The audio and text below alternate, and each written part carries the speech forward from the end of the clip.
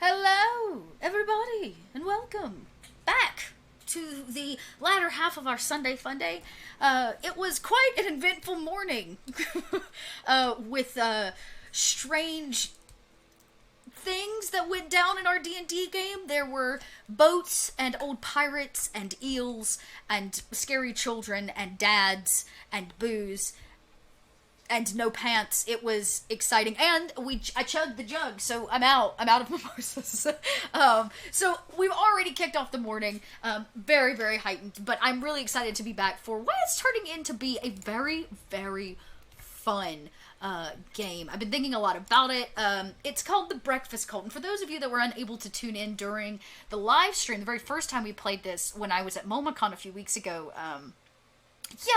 lots of new vibes and new things, so just really, really cool game. It uses Fate Accelerated, and this game in particular has a complete build for Roll20, which I dig so much. Yeah, it's pretty cool. It's also spooky. I put spooky music in Roll20, because last time we didn't have spooky music, and now we do. You'll also notice that our shenanigans star has dissipated and has been replaced by the darkness bar. Any donations made during this game, whether to the Extra Life, which you can find down below, or direct, please note these are not bits, these are donations, will fill the darkness bar. When the darkness bar is full, darkness will happen.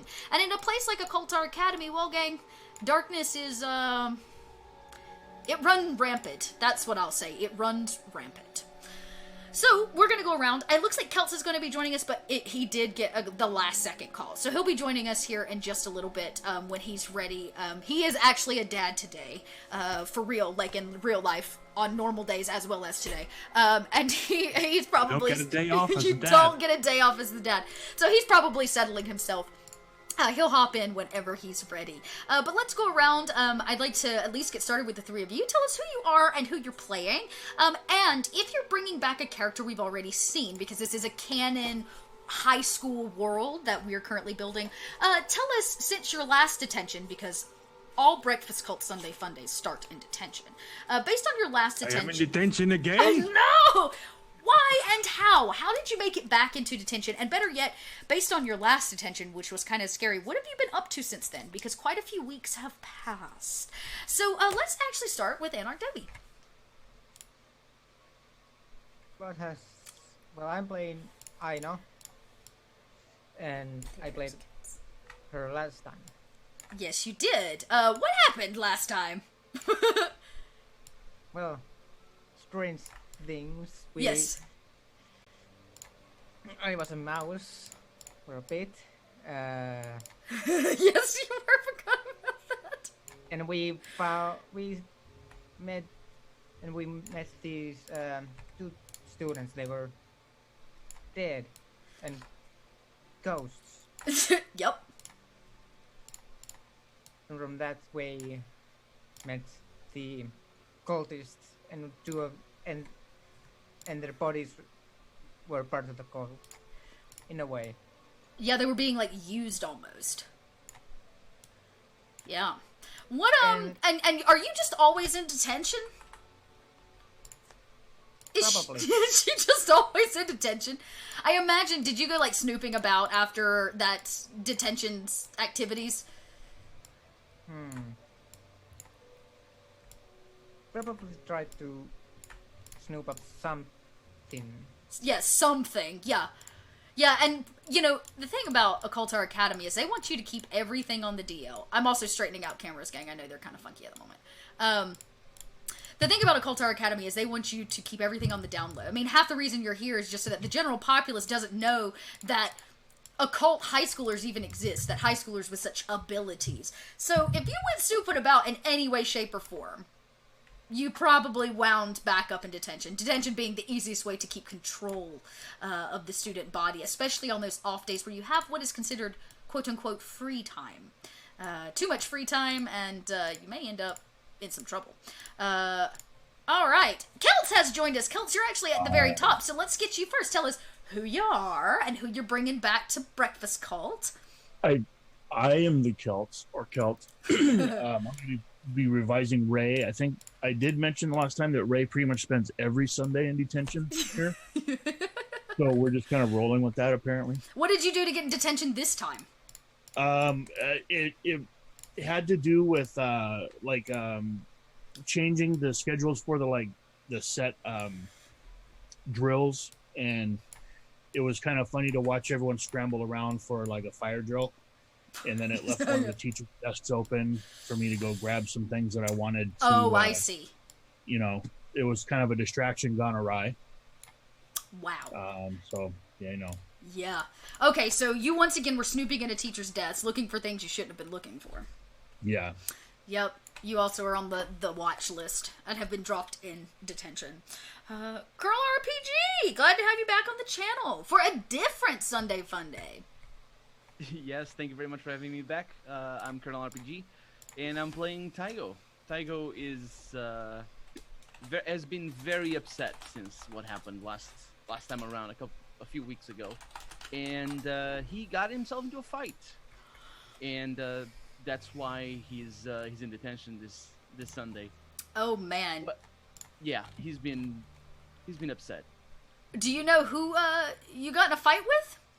Yes, a colleague of his in the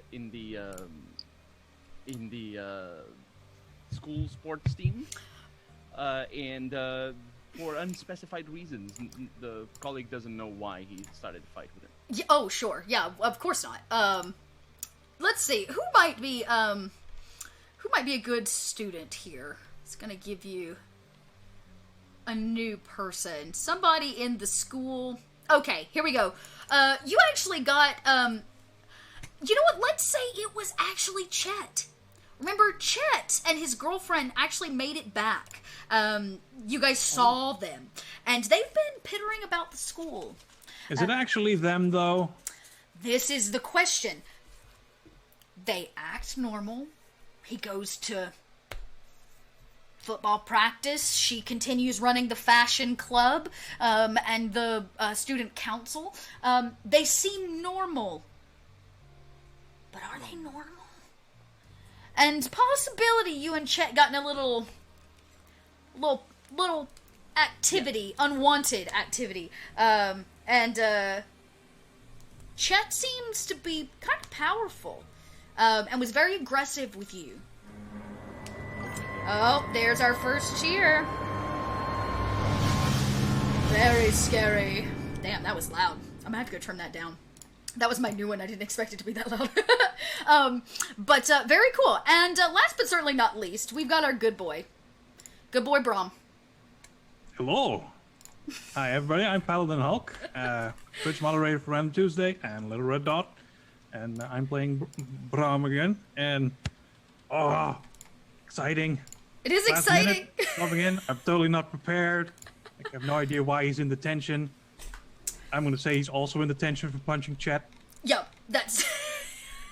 Because, you know, might as well. Why wouldn't you? He was fighting my good friend, Daigo. Why wouldn't you be? I love it. I mean, pretty much. This proves to me that he is evil. He is evil, and he did fight your good friend, so that seems reasonable. Though the teachers love them. So does the administrative staff. So you gotta realize, like... Teachers are wrong all the time. They are wrong all the They time. tell me, you should not care so much about goats, but clearly that is wrong. So, they are probably also wrong about this. Definitely wrong. And Never do they teach you how to hug. the unfortunate thing is they believe you're wrong. And that's why you've landed yourself in detention again, Brom. Here on a Sunday at Occultar Academy. Now, the year is 2097. It is the future. Occult magics have begun to awaken inside the genome of humans, and the government has panicked. They have done two things. They've decided to round up all the occult users so they can watch them, and they've created a government entity inside of our current government activities to watch and manage this. And one of the things that they do is they take high schoolers that show promise in the occult, and they put them in a school where they can become learned how to control their powers, but they are also watched heavily. All four of you, are of course at Occultar Academy, the largest and most pristine of all of these schools. It is Sunday. You have found yourself in trouble, whether for fighting, disagreeing, or simply stealing things out of the teacher's desk. You guys served at detention together just a few weeks ago. You're in the same library, and those same seats. And in clicks those same heels of your headmaster. He seems significantly more grumpy today than he does usually. And he comes in and he says, well, well, well. Familiar faces. I should have known. Hello. We can say the same thing. Familiar faces. Well, he goes, yes, you see my face all the time. Stop repeating me. And he kind of coughs and, adjusts his tie. He says, today's Father's Day, and I'm missing lunch with my kids for all of you. Should you not be having lunch with your father on Father's Day? Oh, no, I'm a Brom.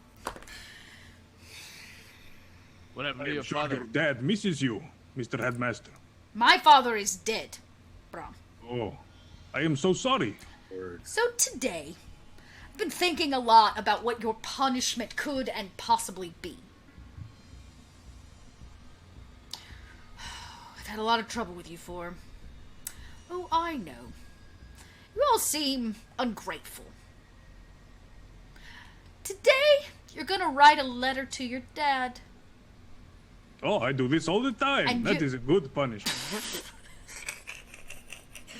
He goes, and you're gonna tell him why you're grateful for him and his influence on your life. That is what I write him letters about. How did you know? He goes, well, Brom, at least you'll be ahead for next week. Hooray! He goes, I don't want you to leave this library. Under any circumstance. I can't trust you anymore to clean out closets or do But what anything. if I have to use bathroom? Well, I'll be back. One bathroom break and one lunch break. I'll be back.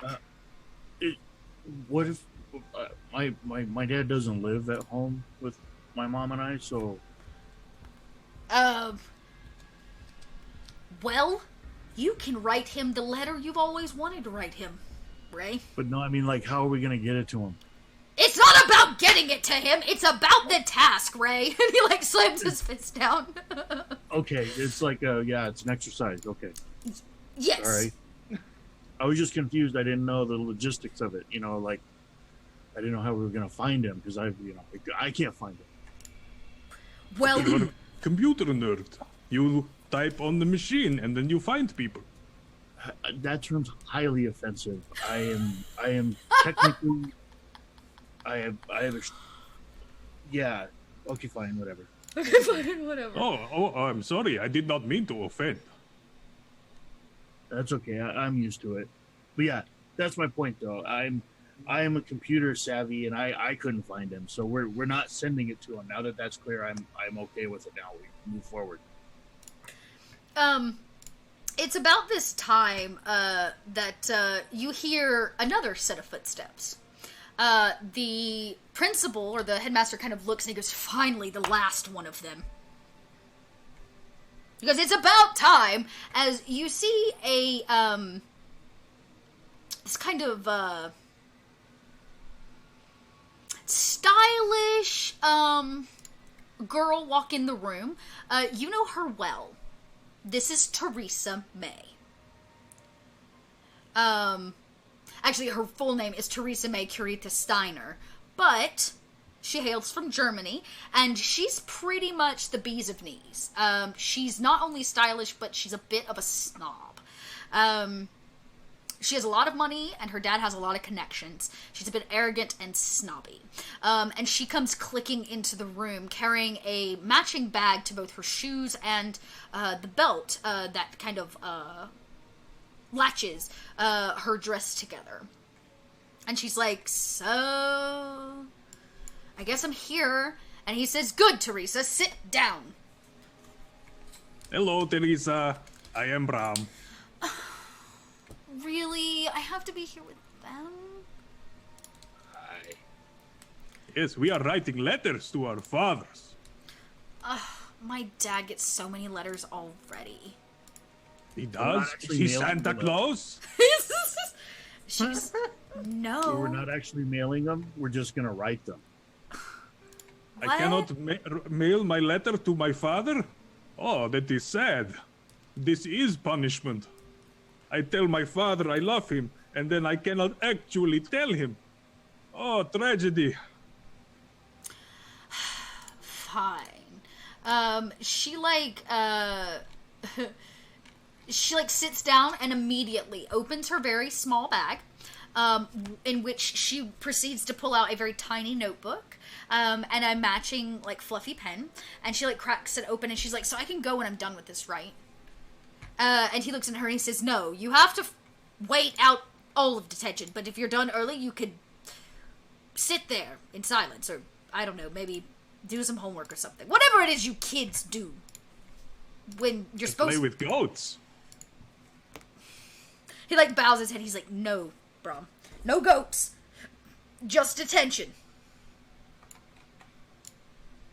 That is sad. And he kind of says, I'll be back for bathroom breaks and other things you needy children need.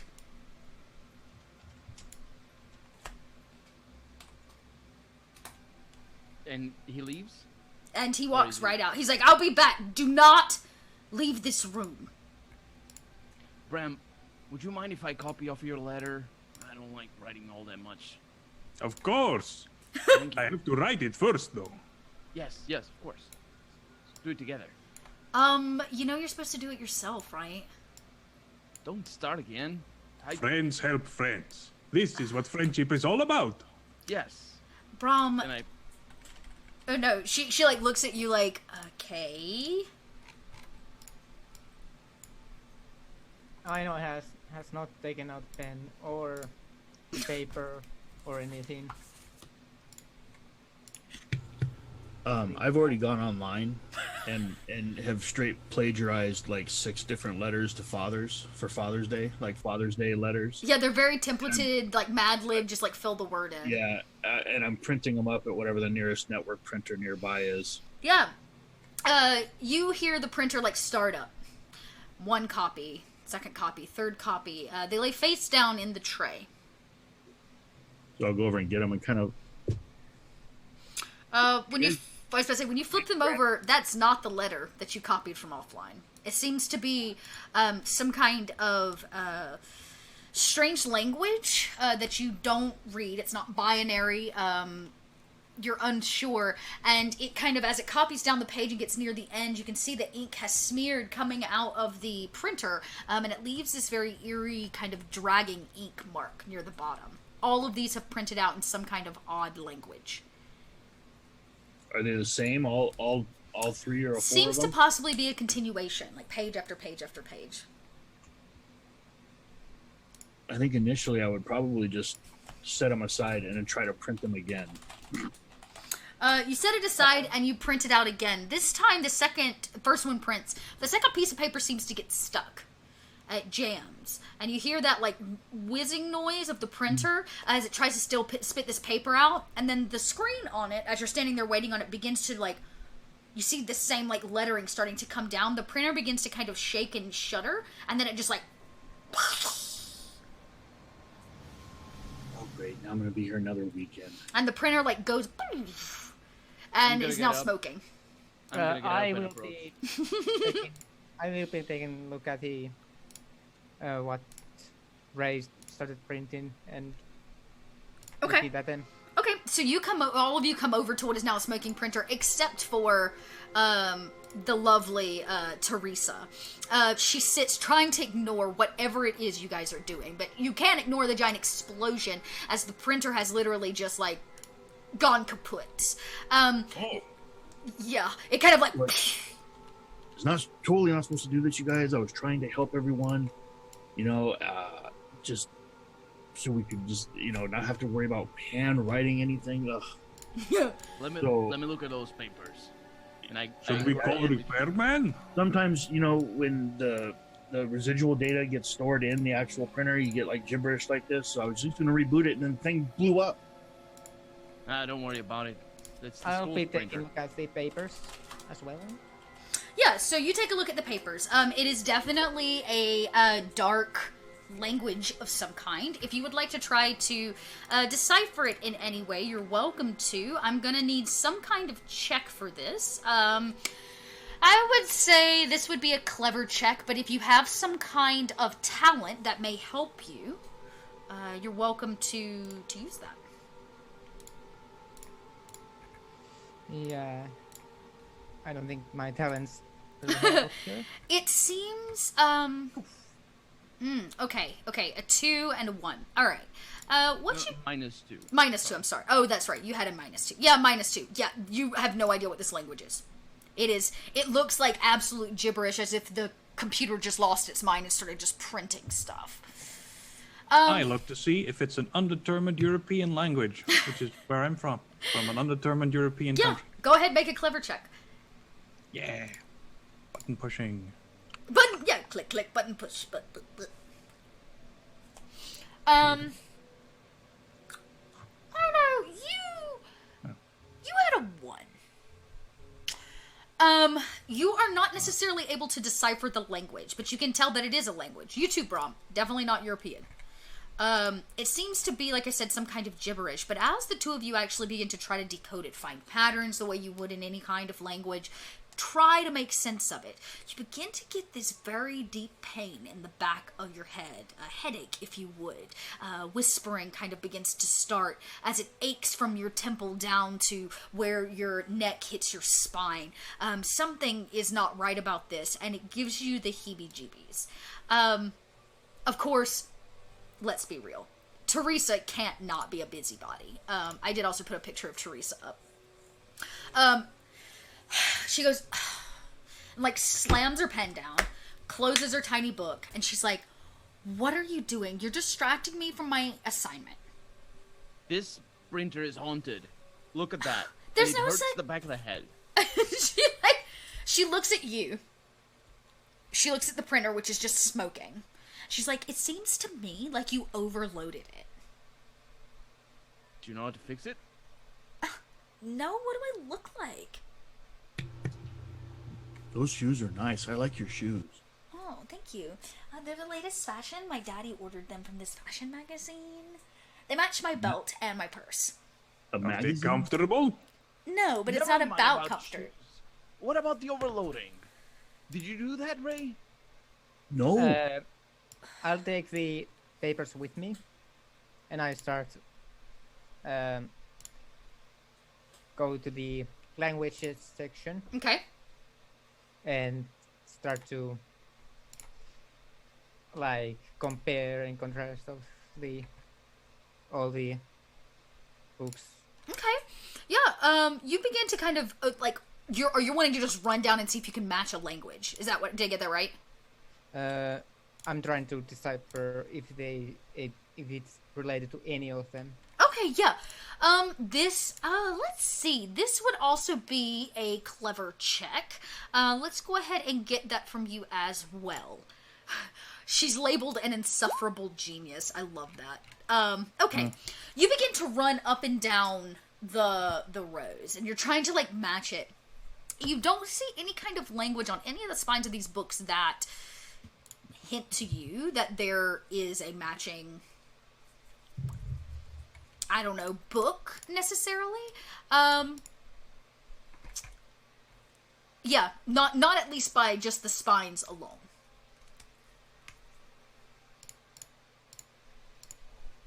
Can I use my character's ability or talent is to occasionally say the smartest things, and he likes technology. Okay. Can I say that? Can I ask Ray about any sort of scheduled printing job? Because it looks to my character like somebody ordered that printed and it didn't print.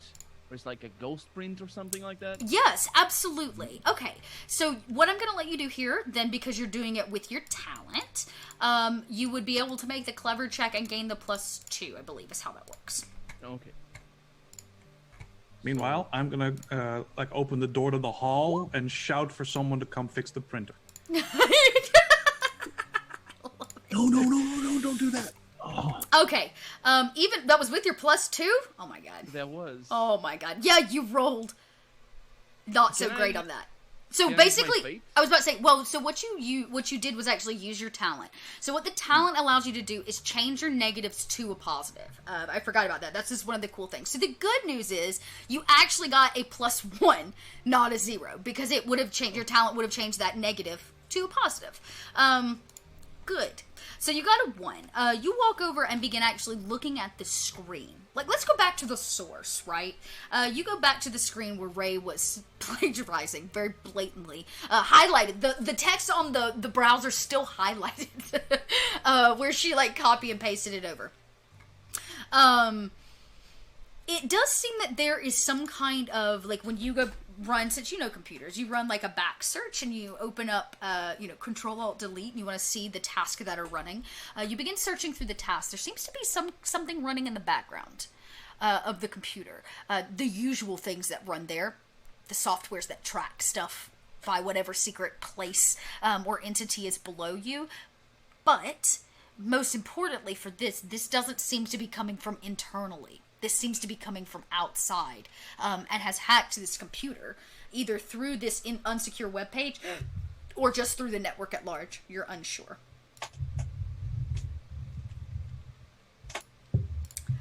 Somebody must be hacking the computer. Oh, the printer.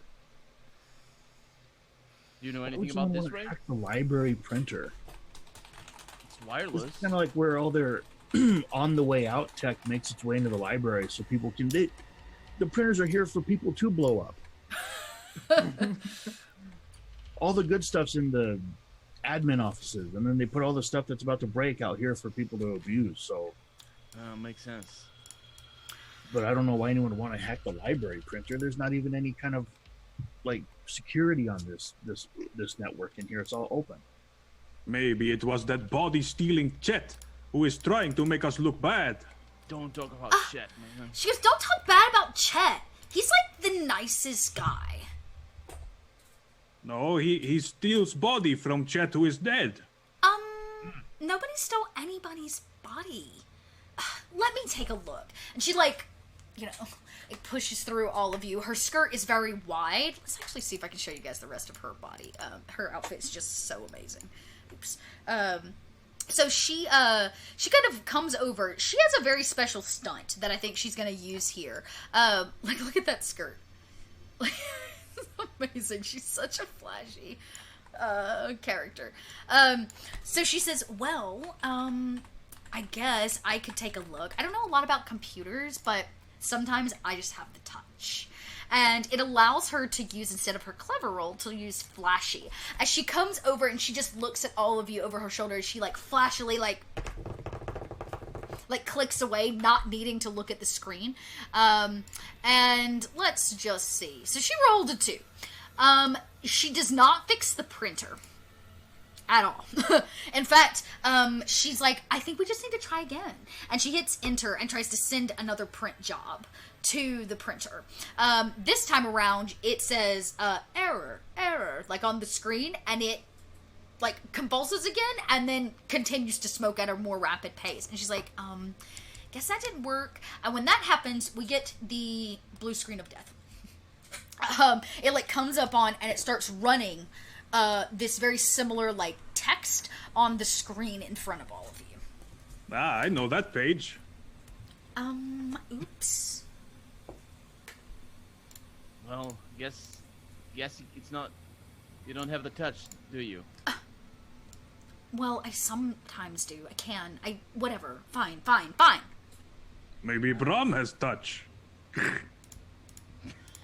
I guess not. That does work sometimes.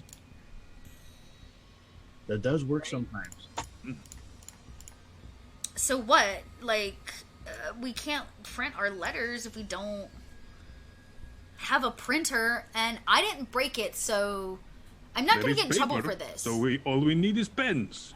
I just grab some unused paper from the printer.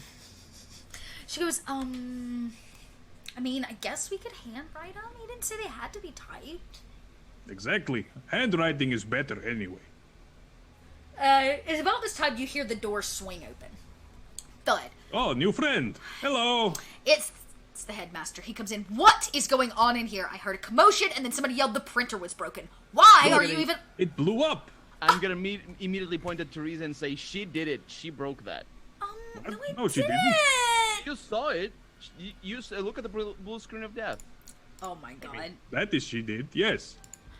Okay, so this will be a really interesting roll. I'm gonna have you, if that's really what you're trying to convince him on. This would be considered, I would take a careful or a clever. I'm gonna leave that up to you. Whichever's better for you. No, because you're not actually sneaking anywhere. Or trying to sneak away anything. This is more of you actually trying to convince him. Oh my god. My dice. He goes, he simply goes, Tego, I know for a fact that she did not do this. She's student council president, for Pete's sake. And she goes, yeah, I told you. And he goes, now, since you can't seem to use the technology without breaking it, and he eyeballs Ray. That is fair. And since you've already broken the computer, you're all going to have to handwrite your letters. And I'm increasing the word count. There was word count? There is now. And Tego, since you like to lie and blame other people, In your letter to your father, you can tell him all about how you lied to the headmaster. I didn't lie. It's okay. He's not actually mailing the letters to your dad, Diego. It's just. It's cruel for not sending a letter of love to her fathers. Maybe I will write 2 letters, and then send one anyway. Ah, this is genius. Well, this is genius. I love it. So, he says, now, I don't want to have to come back down here until your letters are complete. Well, except for lunch. Or bathroom break. Do you need one of those? Please don't pee on my chairs. It's not for now, headmaster, but thank you for asking. You should send a repairman, though, because this thing seems to be on fire. I will have IT look at it on Monday. That's tomorrow. Tomorrow, we'll have IT look at it tomorrow. Till then, just leave the printers alone and don't touch anything and just sit in your seats. And why are you out of your seats? Oh my god. I need a cup of coffee. And he he simply adjusts his tie again as if it's his nervous twitch. And he says, Teresa, please tell me if anything odd happens. She's like, of course. I will also tell you. He stops and goes, yes, Brom, I know. And he walks out. No noise! He slams the door behind him. It echoes down the hallway, you can tell on the outside. You guys are once again alone in the library. Teresa goes back to her seat, opens her tiny little notebook, and begins writing again. I'm gonna go after her and ask her straight-faced, why are you here? I mean... Because? Because? Well, not... Some people are allowed to make mistakes, okay? I can't be perfect all the time. Yeah? It seems to me like you're really interested in breaking that printer right there. I didn't break that printer! You didn't? No, I just tried again, and it was already broken. Technically, yeah, she didn't break the printer, she broke the computer. Only kind of. I was just trying to fix it. The virus was already there. Well, those blue screens, that could be hardware malfunction too, or if it's a newer computer, it could be just bad software. Yeah. Right. Don't give her excuses. She was defending. Is that Red? Chet. Chet. Sorry. Yeah, I was defending Chet. She was defending Chet just now. You know what What Chet do you is. guys have against Chet? He's the star of the football team. He has his face on the wall outside the gym. Teresa. Chet's face is not Chet's face. It is Chet's face. But he stole it. Teresa, we can trust you until we can have your back on this. Chet is not Chet. Chet. Yes. So what are you saying? He went through puberty or something and now he's different? I know. Oh, it's evil body snatching thing from other dimension. Where it is cold. I'm sorry. You're telling me somebody switched bodies with Chet. Yes. She gets it. Well, I congratulations, because his body looks better than ever. And his girlfriend too. Yes, what's her name? Rachel? Yeah, I think it was Rachel. Tiffany? Rachel? Tiffany. It was Tiffany. You're right. It was. I know. Hang on. Let me. I can double check that. I can double check it for you. I love that you guys are the popular kids. We don't actually know. Oh, let's see. The simple. People only like her because she dates Chet. Yeah, because That is the nice one. The old Chet, not this new one. Yeah, I believe she was. Yeah. She was. It was Rachel. Yeah, Rachel. Yeah. That's what she goes, yeah, I don't really like Rachel that much, but whatever. He can do totally better. He can. Or he could. Back when he was still alive. Well, his body is still alive. Still God knows what alive? happened. He's kicking just fine. I watched him catch that touchdown pass on Friday night. No, that is after he died and got possessed by other Chet from Dimension. You're telling me that something possessed Chet and took over his body and he can still catch a 50-yard pass? Yes. Should have seen what the other ones did. Man. Yeah, why do you think we're here? They keep sending us here every weekend. Because of 3 weeks ago, Because I think you're all bad students. We're bad students. That's not the point. We weren't bad students. Sometimes they just because you're bored and not challenged enough, so they think you're causing trouble, but really you're just bored. So If you are bored, you should come to me, and we will play a game. Or sports. Sports are good. I like Just good sports. at sports. I don't play sports. She like raises her hand. You can see her fingernails are like long. You're always at What the do gym, you though. do for fun? Well, I'm a student council president. I run the fashion club. Oh, right. I read magazines. Sometimes I'll make and alter my own clothes. It really just depends. I do a lot of shopping, and I have a little bit of, a want to take over the world. World What is was that big. last one? Just an innate want to really be the best at everything. Well, I can understand that. It was Yes. more ominous the way you put it the first time. What do you mean? Like you were gonna take over the world. No, she said she wants to be best at everything. Which is good. Yeah, world domination. See, she did it again. I I mean, I guess she could be best at world domination. I've never No, seen she anyone couldn't. try. She could there's be no best. there's no domination. There's no space for that.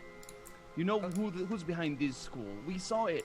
They are the ones that are going to dominate everything if we can't stop them.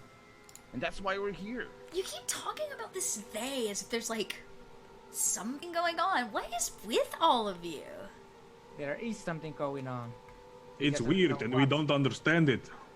Weird and you don't understand. Okay. So you're all really freaking me out right now. You've really thrown my vibe Oh, for the I'm day. sorry. So I'm gonna sit down and write this letter to my dad because that's what I need to do. That way, Oh, maybe yes. at lunch I can talk my way out of having to be here until 3 o'clock. There's a sale going on at the mall. Well, I will let you get here. I gonna go to the bathroom break. Okay, so you're gonna head to the bathroom. No. Oh, great. You're planning to tell them that though. Yeah, I'm.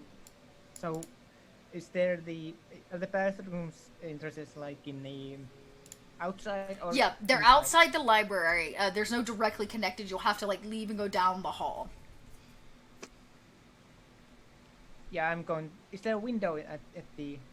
Oh yeah, there are a couple windows in the library. They overlook the lawn of the school. No, in the bathroom. Oh, they're depending on the bathroom. Yes, the downstairs ones would have windows. At least a small one.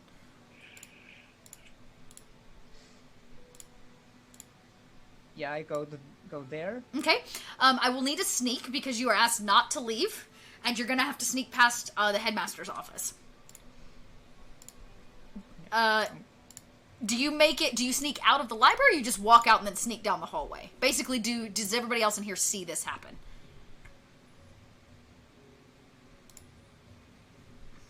Let's find out.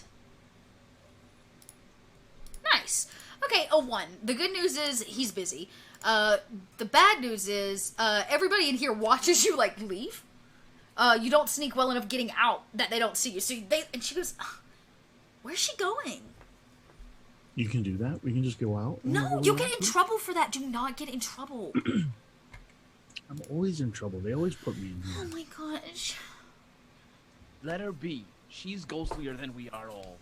And she knows more than we do. Not She saw it ghostly. all. This That is is a true. well-paid for tan. It's You have paid for your 10, Yeah? but the sun gives it to you for free. Yeah, if you have time for that, which I don't. Oh. Plus, it hasn't been proven yet that the chemicals in those self tanners are any worse than like the rays that cause cancers and stuff from the sun. So, until they do the studies on it, it's a safer alternative for being in the actual. Sunlight I just say causes don't cancer? study it. Well, yeah, duh. That is terrible. The sun shines all the time. I mean, if you have too much sun, and since they haven't really proven that the spray tans will also give you cancer, it seems like a much better bet just to spray it on. Plus, I can get like a solid, even coating, and I don't have to worry about tan lines. I'm gonna interrupt her, and I'm gonna say, "No, this is pointless." And I'm gonna go towards the printer, and I'm gonna try and like rip things apart, not making too much noise, but not Sure, being you just want to careful. kind of like pull it to pieces. I want to see if there's any cables or anything that will tell me. Very nicely done. Okay, so this would be pulling it apart doesn't require really anything. You begin kind of popping it open, like the feed, and pulling it apart and trying to see stuff. As you open it, the camera cuts to I know who has kind of like snuck down the hallway. And you go right past the headmaster's office to get to the bathroom. He is currently attempting to tie his shoe. He has his leg up on a chair, but he's unbalanced, and he kind of like tips over and falls a little bit as he can't. His belly doesn't allow him to like reach his shoes very well. But he doesn't seem to notice you. You make it to the first floor bathrooms, no problem. Women's restroom, walk on in.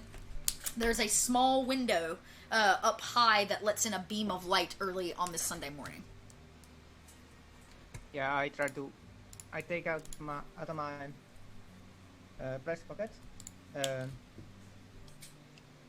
bag of nicotine, Okay. and from the other pocket there's a pipe, Okay. and I start smoking, and I open the window. You open the window and you just stand there and you're having a smoke. Tego. and, Yeah. and I'm gonna use my stunts. Yes. Which Uh, stunt and and what are you in- trying to achieve? Okay, so I'm starting as far as I'm laying all the papers on the floor and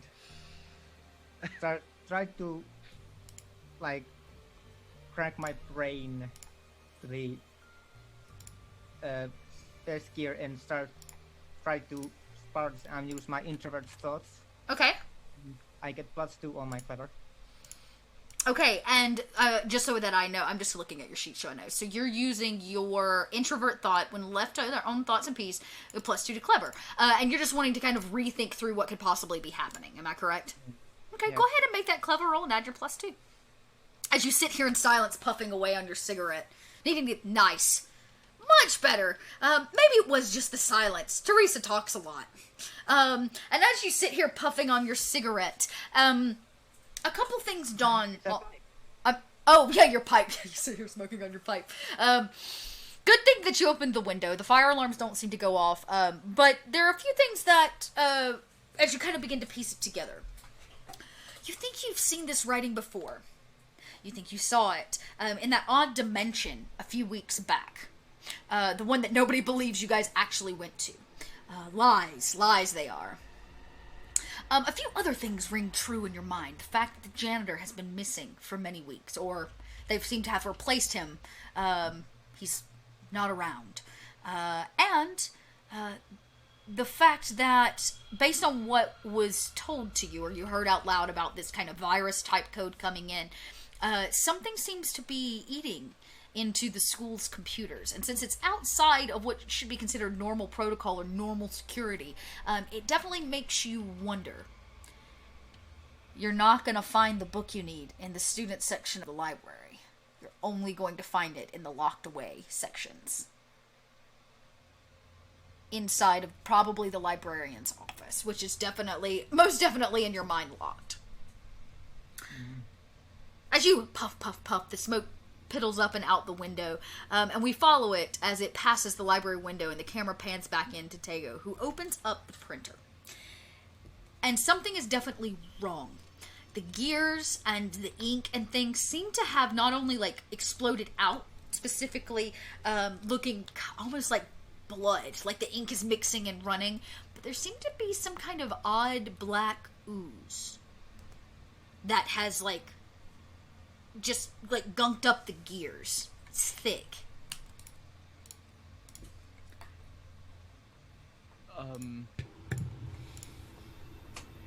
Sorry.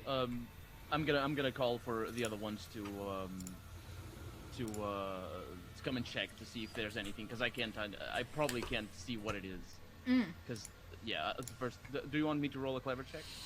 I mean, you see the black gunk. Recognizing it would require a clever check. Yeah, but I'm gonna fail. I'm gonna roll anyway, but I'm 0 clever. It's terrible. Although, yeah, but this is not technology. I do have a stunt that allows me to have a +2 on technology when messing with things that I'm not familiar with. But this is not. Okay. Probably not it. Probably not it. Hey everybody. Yeah. Look at this. Look at this gunk. I am in middle of letter. And you took it apart even more now. It's broken. What is this gunk for? You can't miss it. It looks like somebody has, like, churned up black jello inside of the gears and rigging of the printer. That's not like any kind of ink or toner. That's something somebody put that there. That's probably why the thing caught on fire.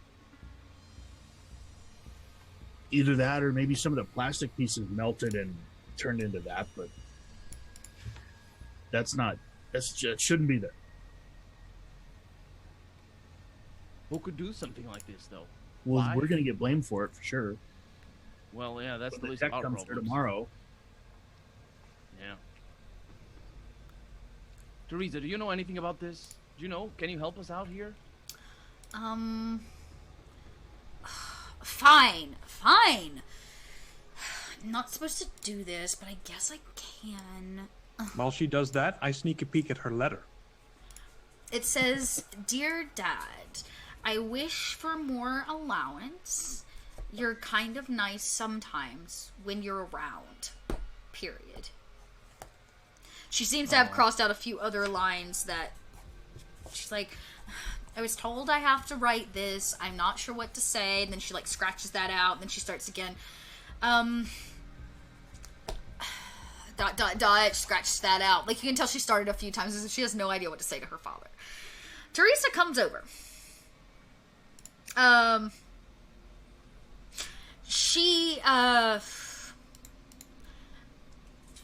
She goes, okay, so, my dad, he has access to some things or whatever.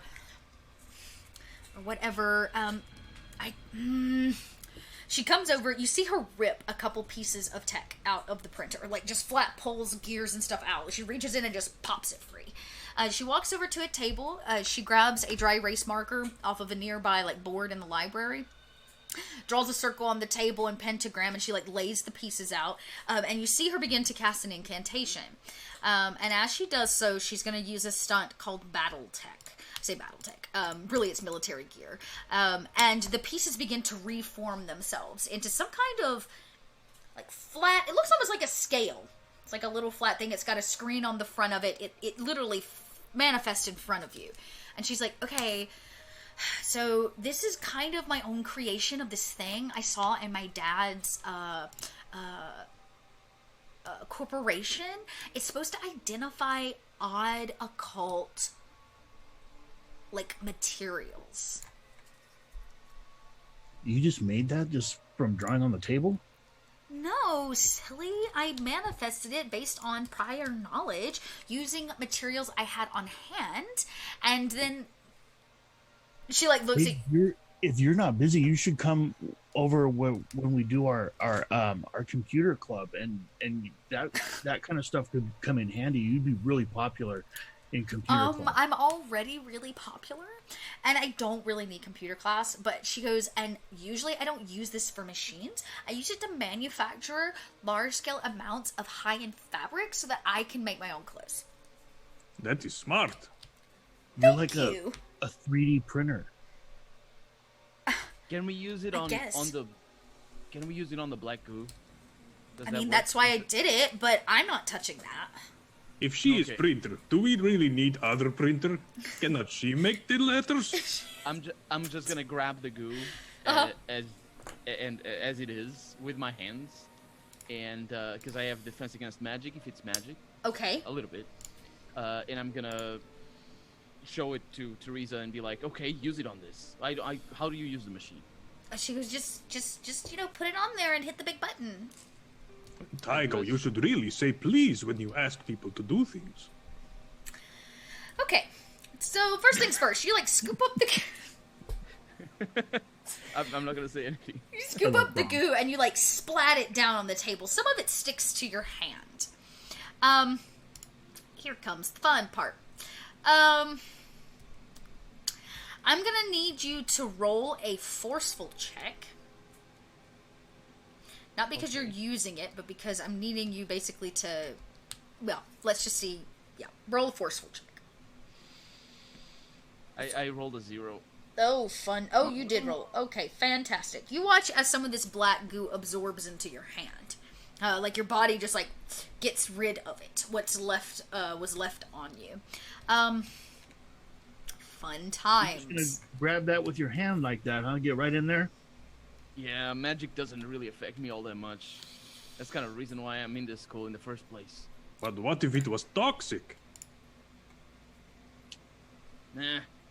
And Like- I'm gonna shrug it off. A mushroom. I like mushrooms. Me too. Mushrooms are really good. I'm hungry. I would high five you, but you have weird goop on hand. Another time. Okay. So, yeah. Yeah, you feel an influence in your body.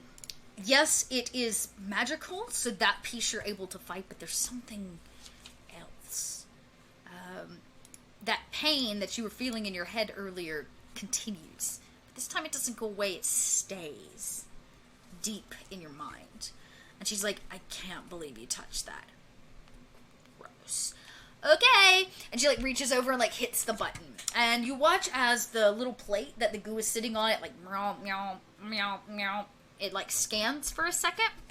And out the front, it begins to print almost like a receipt. It's like a tiny slip of paper. And it prints like 1.5 feet, almost 2 feet of paper. And she like picks it up and like unrolls the receipt. And she's like reading over it and she's like, this is made up of some very strange things. Stuff that, like, it can't even identify. This is a military grade, like, thing. It keeps using this word. Nectar. What is that? That is what is in flowers. Right? I think I know what it is. Yeah? That thing, it hurts still. I don't know if it's mushrooms, but I think it's the, remember those vats that we saw in the library portal? Mm-hmm. Hmm. Could that be the nectar? Could that be this? Because I'm not feeling well. If it is, you should wash your hands right now. It's clean, it's gone. It's not Whatever, in my hand anymore. whatever got Chet's probably gonna get you now. Oh no! We're gonna have Diago doubles. Watch. Yeah. Crap. As you say crap, the camera fast cuts down the hallway. You think at this point you've gotten what you can manage to get, I know, from your private smoking time. Do you want to rejoin them? Yeah. I try to. Sneak back. Yeah, go ahead and make another sneak, because you gotta sneak back by his office to get back. But you had your smoke, plus. You feel a lot more centered now.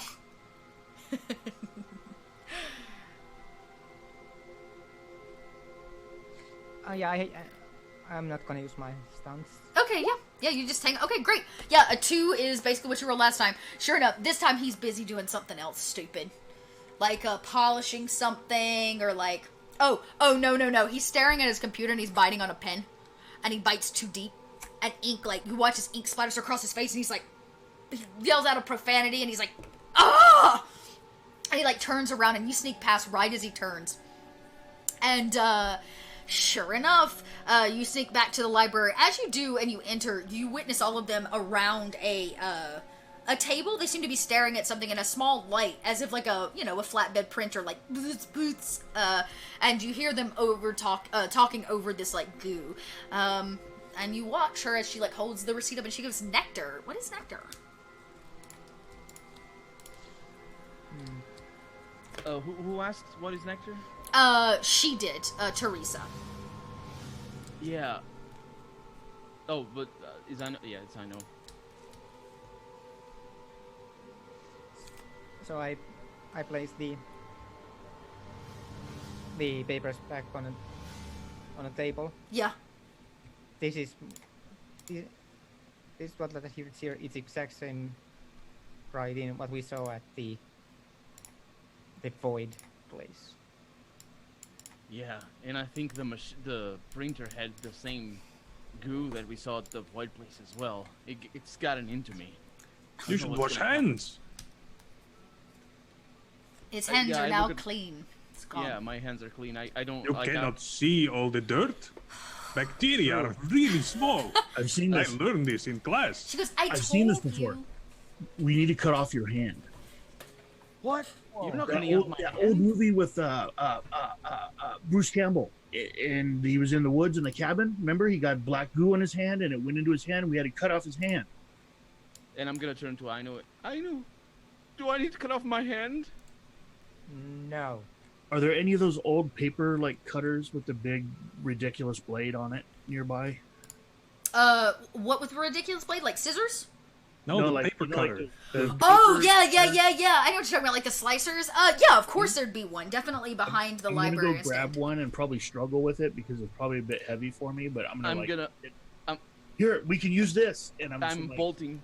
I'm drop bolting for it the door. Yeah. You know what? I'm It's getting gonna out be here. okay because he gets a He's chainsaw. running to the hand. bathroom to Chainsaw wash his hand hands. afterwards. Smart. I'm not going to the bathroom.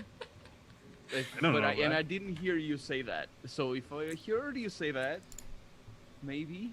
But I'm getting out the door. I'm going just out. I'm not staying here anymore. Where's he going? We're gonna do the Going to wash his hands. Evil Dead thing.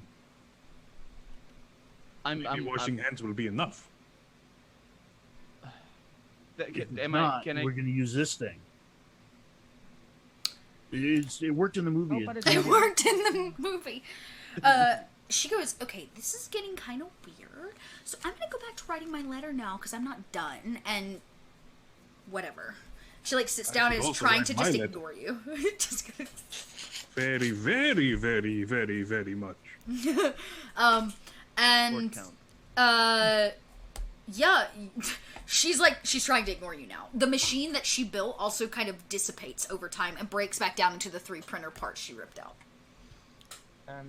I take out the pencil and start poking the goo. You kind of poke it. It almost pulls away as you like bring the point close to it. It can't like move necessarily, but it definitely undulates away, noting the danger of a point of pencil. This will be fun. You finally poke it, and when you pull it off, there seems to be goo on the end. It absorbs into the pencil that you're holding. Just gone. The pencil like it. seems normal, kind of.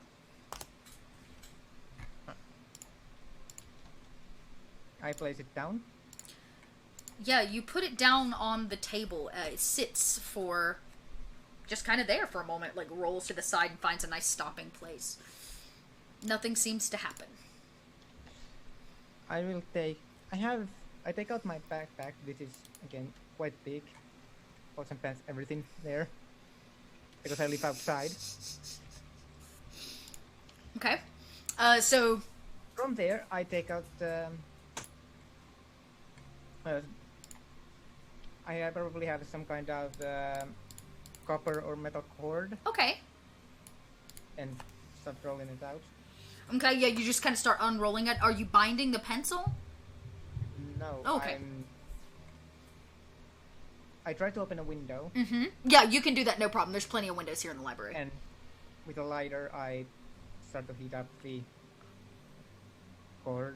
Oh, okay, I got you. Just for smoke. So the smoke kind of billows out, and you begin to heat this kind of cable up, this wire cable.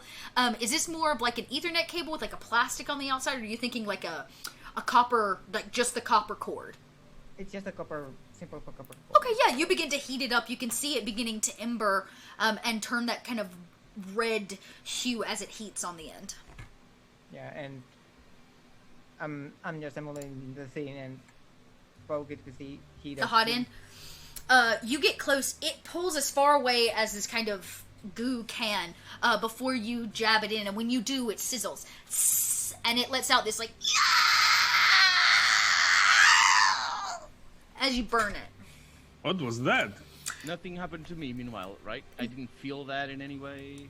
I'm out because I'm Roll outside. a force. Actually, what is your forceful score? I'm 2. Okay. Good news is you don't take any hope damage from it. But because two is basically what it would have done to you, which you meet. But you do feel it. The pain in your head shoots behind, like your eye sockets, down your spine. Your body like jerks a little bit as it happens. The pencil stands on end, point into the desk. It begins like grinding itself into the table, making this eerie sound to match the squealing as the lead digs into the plastic tabletop. I'm at this point. I don't know the timeline here. I'm already outside, or am I still in the room? Because I'm fleeing from Ray. Yeah, right now. you would have already left the room, and probably if you're going down the hallway, you're about midway down the hallway when your body like tenses. Can I just scream in pain? Yeah, you can scream out, and when you do, whose face do you see but that of the headmaster as he comes out and he's like, "What are you doing?" It's the goo. The printer had a goo in it.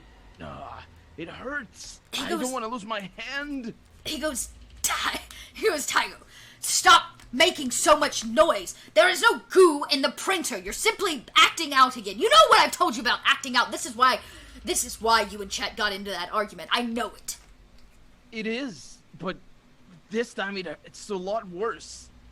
I don't know why it hurts so much. He goes, "You're crying wolf. Go back to the library before I have to offer you another detention." You know what's in there, don't you? You know what that goo is. What You know goo? He's like, "I don't know what you're talking about." Is there any...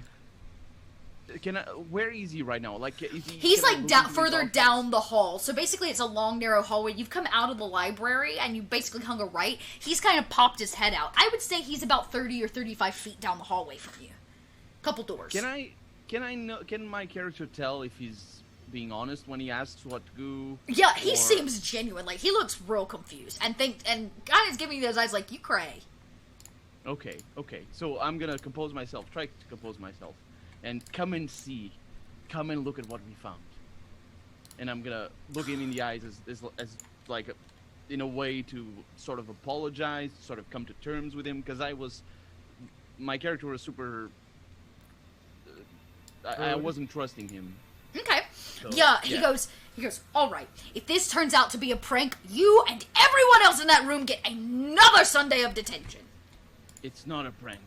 Come and see. And you begin to hear outside. You guys can hear this commotion. You heard Tygo yelp out. There seems to be conversating in the hallway. The raised, curt voice of the headmaster gets ever closer.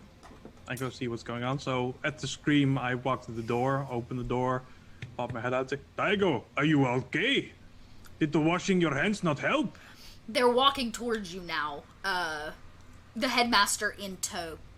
Ray and I know you are standing near the little blurb of goo. You poked it with the hot end. It returns and retaliates. I know as you watch, then it sucks itself like a little, almost like arm of it juts free and it grabs the cable and it begins to pull it in and it starts to absorb itself into this cable, dissipating in front of your face. Yeah, I throw out the cable. Yeah, you throw out the cable, goo with it. What's left of the goo that hasn't absorbed, you toss it out of the open window. It goes flying. There is now absolutely no sign of this goo. Oh, I'm running back to where I was sitting. And I'm gonna pretend like I'm writing a letter. Yeah. But I'm using a stylus, like, because I'm not actually writing the letter. But I want it to be like Just a feather. Yeah. Random feather. Teresa's like, "Told you were gonna be in trouble." She's like writing. And sure enough, Brom, you hold the door open as he brushes past you with vast energy. Tego, you're in tow, right behind him, and he comes in and he's like, "Show me! Where's this goo that you're talking of?" Should you not go to nurse, Tygo? If your hand still hurts. I got a jolt of pain as I was out in the corridor. I don't know what happened, but like we need help with this. We can't Like a find nurse? it. No, the goo. The goo is It's over problem. there. It Yeah. not hurt you. I go to the open window and look out for the goo. You look out. What was left of the goo seems to have absorbed itself into your copper wire. The copper wire lays on the ground very inconspicuously about a couple feet down, like, you know, where the foundation of the school is. A couple feet down in the flower bed outside the library window. Actually, it's probably sitting on top of, like, a bush or something, you know? Like, just kind of laying there.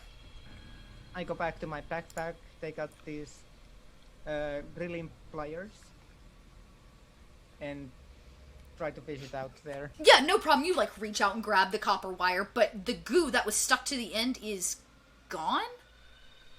And there's no goo in the printer. You walk over to the printer. There seems to be splattered, like, there seems to be some kind of, like, splattered ink and stuff from where it exploded, but the goo is gone. Not here anymore, Bram. What happened to it? I see no goo. Oh, I was writing my letter. It's good. It is. Good, Brom. Me too. It is in this thing, this copper wire. I'm beginning to get the feeling you're trying to make a fool of me. Not a... How can They're the not- goop be in the wire? It is not hollow. I see no goo. That looks like a copper wire. There's nothing odd here except the smoking printer, which we're gonna have IT look at on Monday. This is why he is headmaster. He sees all. Thank you, I haven't Brom. touched the printer anymore since you told us not to. I've been here, and whatever Tygo said about me cutting off his hand, that's not true. It's made up. Tygo didn't say anything about you cutting off his hand. Why would he? Because no one was going to cut off his hand. I'm just saying, like, in case. This is... I... The four of you are beginning to press my nerves. Am I gonna have to separate you? No. And I'm gonna just stand up and I'm gonna smash the printer. I'm just like... That's Kick school it or property! You can't do that! Hey, stop! And he, like, comes You over... You can't separate us. And I'm just gonna kick it some more. Okay, I won't separate you. Stop destroying school property. That's not what I wanted. My character's gonna...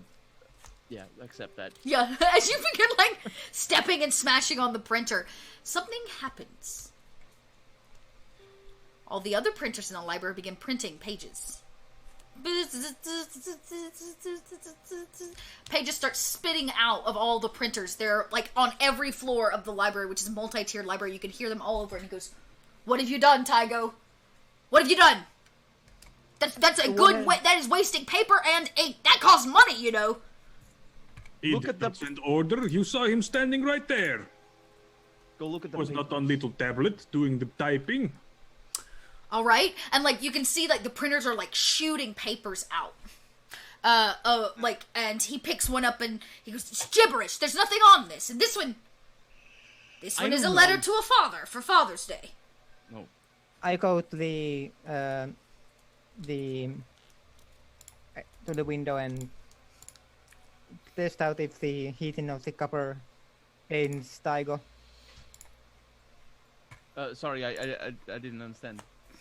You're going I'm to the heating bin? the copper wire with my lighter Oh, you're gonna heat it again? to see if it pains Tygo and if the Yeah. turns You start heating the end of the copper wire. It's interesting as you hold it, the end is trying to like move away from the flame. You have to like hold it, and it's like trying to dodge. And you like light it, and it starts to get hot and red again. The pencil stands on end and begins grinding again into the table.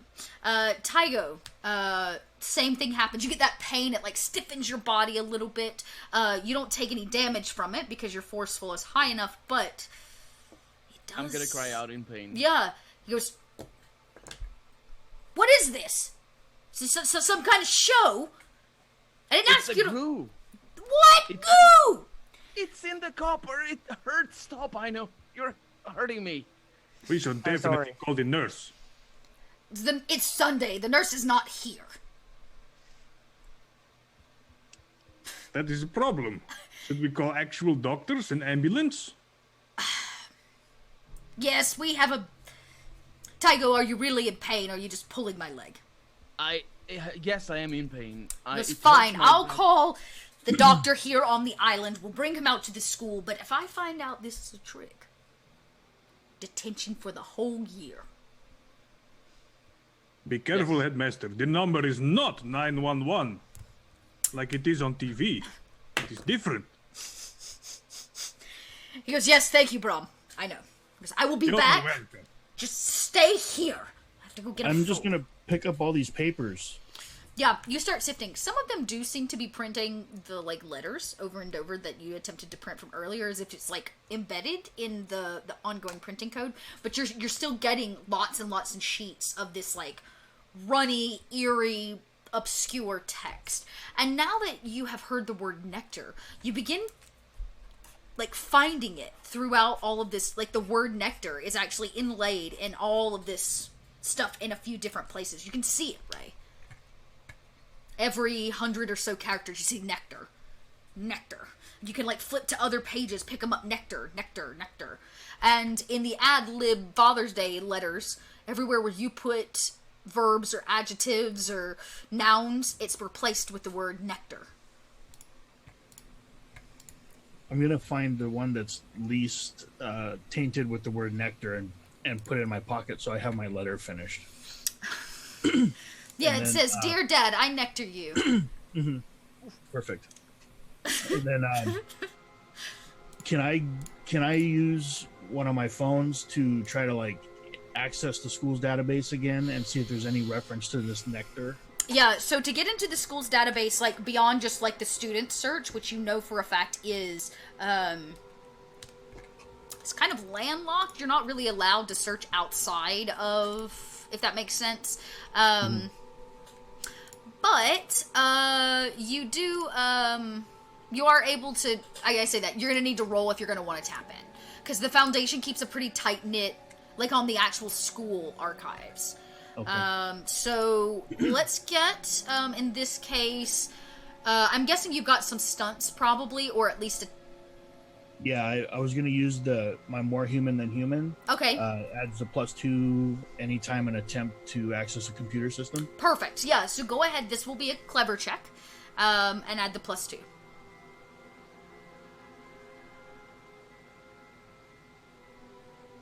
Wow. That's amazing. You've done this before. That was amazing. That was a really good roll. Your thumbs move at lightning fast speed as you click through your phone. It takes you a second, and you do manage to tap into the school's database. There seems to be something blocking it. You get past it, no problem, but there is something else here.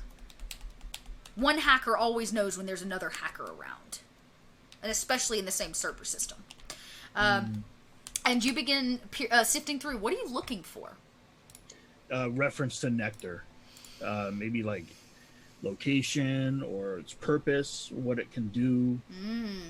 Like that. You begin searching the school's database. You don't find a whole lot, really. Not in terms of the word nectar. There was a kid whose middle name was Nectar, like, 10 years ago. But, like, that's the only major ping that you get. So you expand your search kind of outward, and with that high of a roll, you're able to tap into what are considered secure files. Some of these secure files are held by the Foundation, and you find what you're looking for. You ping the word nectar. Let's see. When you open it up and you begin kind of sifting through what's here, the file that you actually bring up is labeled Project Black. And it seems to be from the Foundation. Somebody in the Foundation has been researching this. And this document seems to be about something called nectarities. Okay, guys, this is interesting. There seems to be, like, a whole kind of subspecies. This is people called nectarians? It is creatures. What scares you the most, it makes the hair stand up on the back of your neck. The research specifically being done has been done on humanoids. It seems that nectarities are a biologically changed human they turn into these gooey, disgusting things called nectarides. They've been researching them in the Foundation underneath the school. It's not caused by the Foundation. They believe that this is something much larger that's going on here. Somebody that's attempting to sabotage. Well, Diago, I think that thing in your hand, we might want to look at the possibility of using the paper cutter again, because this information here is pretty spooky, and I'm going to pass the phone over to them so they can read about them too. I think this is what we're dealing with. So I have this creature inside me, and it's inside the copper wire as well? It seems to be that it's some kind of chemical that bonds itself to anything that it touches, and it has different reactions. As you continue to like scroll, Ray, you read a few things that says they've created a variant of nectar. It seems that it can induce partial transformation or full transformation, and it mentally influences those who eat it or consume it. What about absorb it? Would that be It just says consume.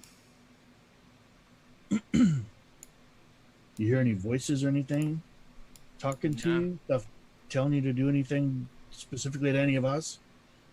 No, it's just a pain in the back of the head, and it hurts when Aino burned the copper wire. Why is it in the copper wire anyway? Maybe she should give you the copper wire. It was a thing I saw in the movie. Oh. And you folks in the movies. I'm not cutting off my hand. We're gonna wait.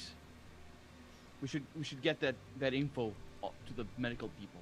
We're gonna wait for them. If they're researching this, then I'm not sure they can help me. These files aren't just files out there for anyone to read. They're probably not going to like that we know what we're reading about right now.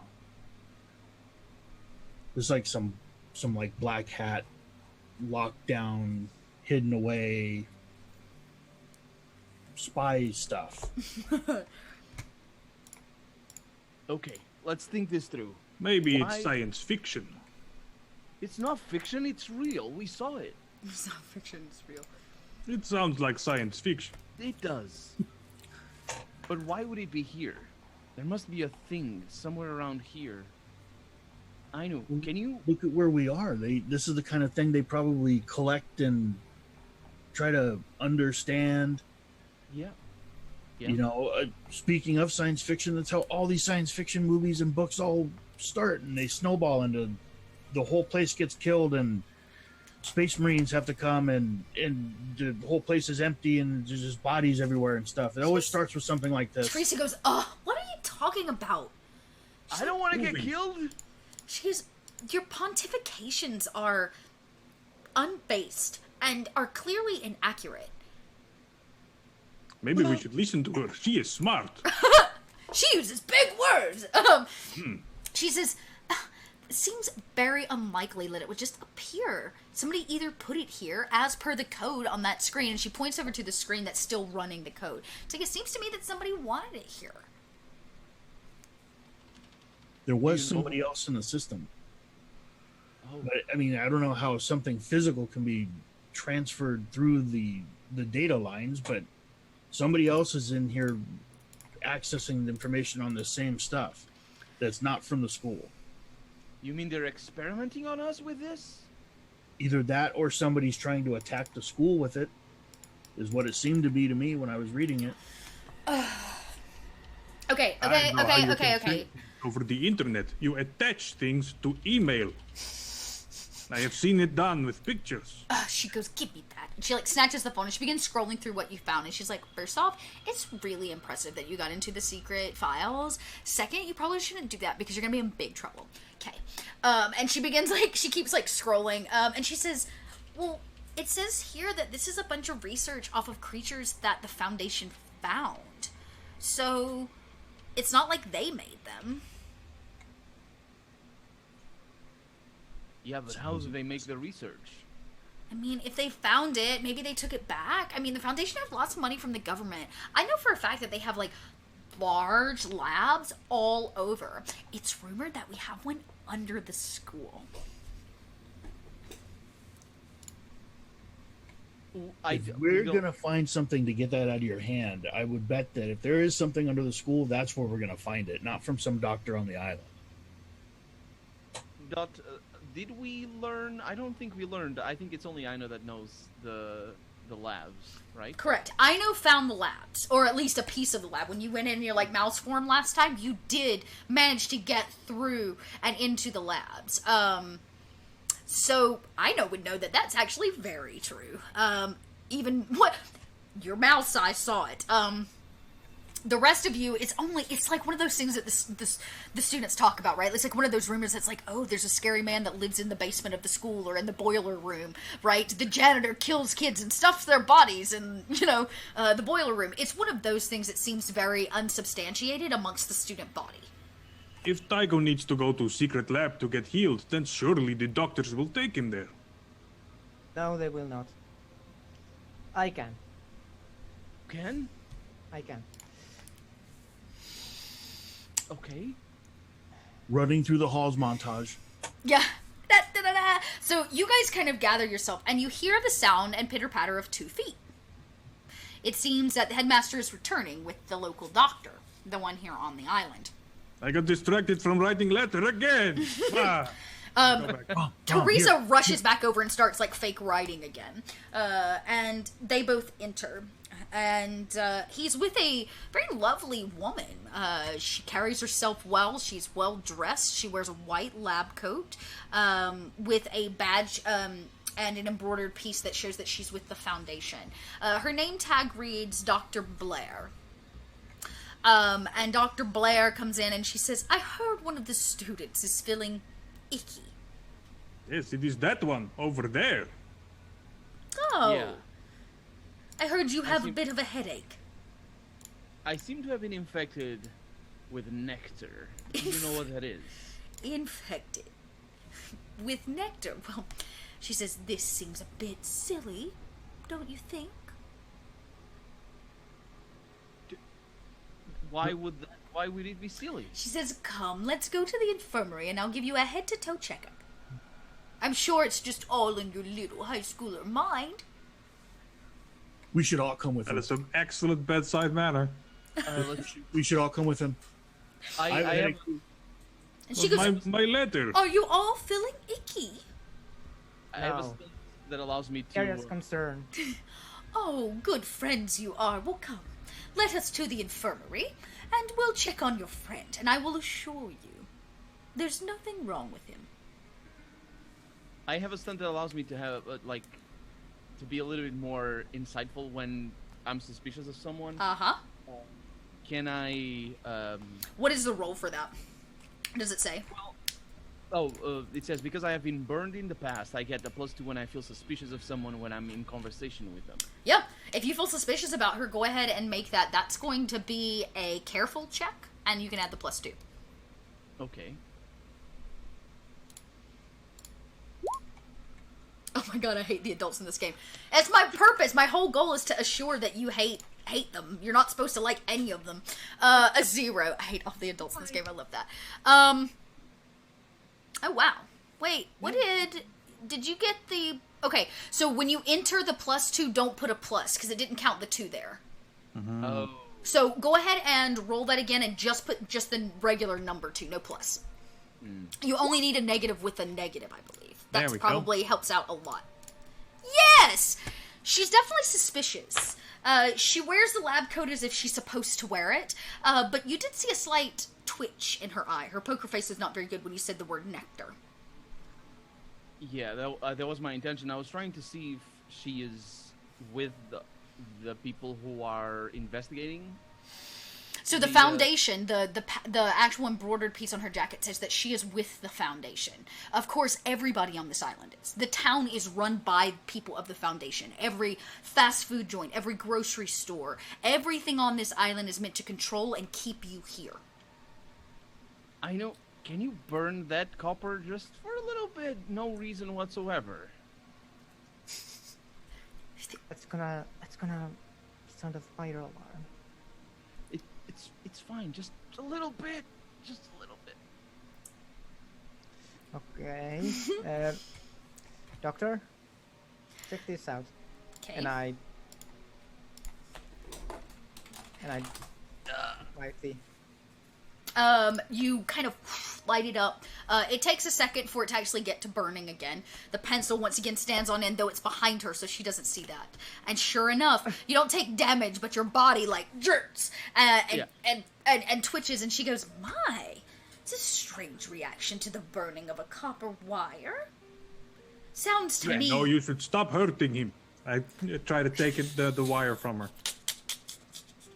Between, like, you trying to grab and move, I'm sure, like, the fire, like, removes itself, you know, it's no longer touching the copper wire, and your body kind of goes back to normal, but the pain in your head, it's bigger and worse every time.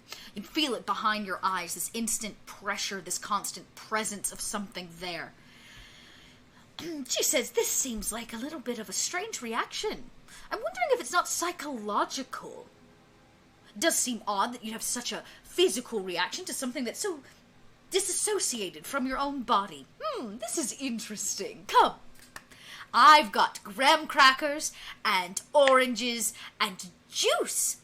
Hooray! The headmaster Like goes, the wire? you're welcome to bring the wire, though I think it's not really relevant. And, You can hold the wire then. And I give it to Tyga. Oh no, I don't touch it. I just sort of like I'm not touching it. But Yeah, you I should think- have it. That But way, I- if you know, no one can hurt you except you. I don't trust that thing. oh, she goes, just a silly wire, and she bends down and picks it up and tucks it into her pocket. Yes. I will be particularly careful to see if anything happens between her skin and the wire. Yeah, or touching it, something having like touched that. it. Well, I've also touched it because I forgot I shouldn't do that. Well, sure enough, you, Yeah, you... I have gloves. Yeah, I think I remember you telling me that from last game. The headmaster seems to feel like you're in good hands with Dr. Blair, and he leaves you and goes back to his office. She leads the four of you. Teresa decides to come. She follows along behind, not because she wants to, but because it's better than writing a letter to her father. And she... It's a good friend to come along. she bitters behind you as you head to the infirmary, which you make and arrive at no problem. And actually, let me see if they have a description. They have a whole campus directory, and I can't remember if the infirmary is actually on this or not. I don't think it is. Headmasters, lockers, library. Okay. Oh, health. They call it the health office. Excuse me. This is more of a testing facility. Occultar Academy students don't like to go to the nurse, because this is not your welcoming nurse's office with like a cute little bed to lay down and get your cookies and your orange slices when you're feeling icky. This is more of a testing facility, and you guys know that on a regular basis you are put through medical examinations and psych assessments regularly on like an every month basis. A lot. Yes. 'Cause they detect magic, but he doesn't do anything. After the first few months, you know this place like the back of your hand. This place is probably, and you would definitely think this now, I know, that it is attached to the Foundation facility beneath. You don't know how to get there from here, like everything looks normal, solid walls. It doesn't look like it leads anywhere but one entrance and exit, but everything about it matches the aesthetic. The sterileness, the white floors, the metal cold benches, and tables that they lay you out on. Seems to be kind of eerie. Next to this is a small area called the care room. It's kind of attached to it. It's behind glass. This is where they leave students to sit. It's basically a waiting room. And she's like, okay, Well, you are his friends, and you're welcome to sit in the care room, but I do need to have a little space here to run some tests. Tygo, please crawl up on the table. I'm gonna do that. Good luck, Tygo. You guys go into the care room. There is a glass that looks outside to let natural sunlight in. There is a TV in here, which you know if you want to witness what's going on in the other room, you can tune in and see that. I try to open the window to let in fresh air. Not a problem. Window slides open. It does let in fresh air. It's nice. Ah, that's better. It's very nice.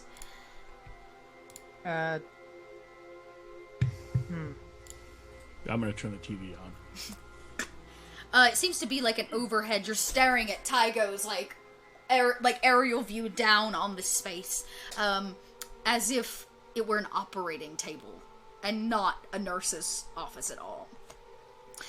She snaps a couple like gloves on her hands and she says, "Well, now tell me, Tygo, where do you feel icky?"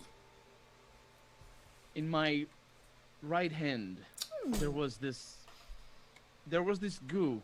I think it's called nectar in the printer, in the library. I touched it. I see. Yeah. Well, Tygo, seems to me like you've had a little bit of a head injury.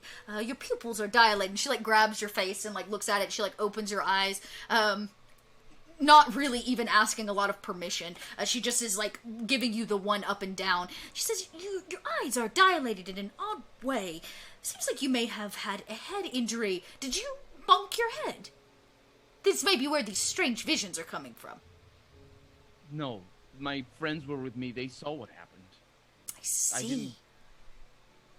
And you I didn't buckle. said something about black goo? Yeah. It was in the printer, and I touched it, and it melded into my hand. It just disappeared. Oh, I see. Ink. Yes, you may have a little bit, if you had a cut and you got the ink on you might have some lead poisoning. Okay. Can you fix it? Sure. I can.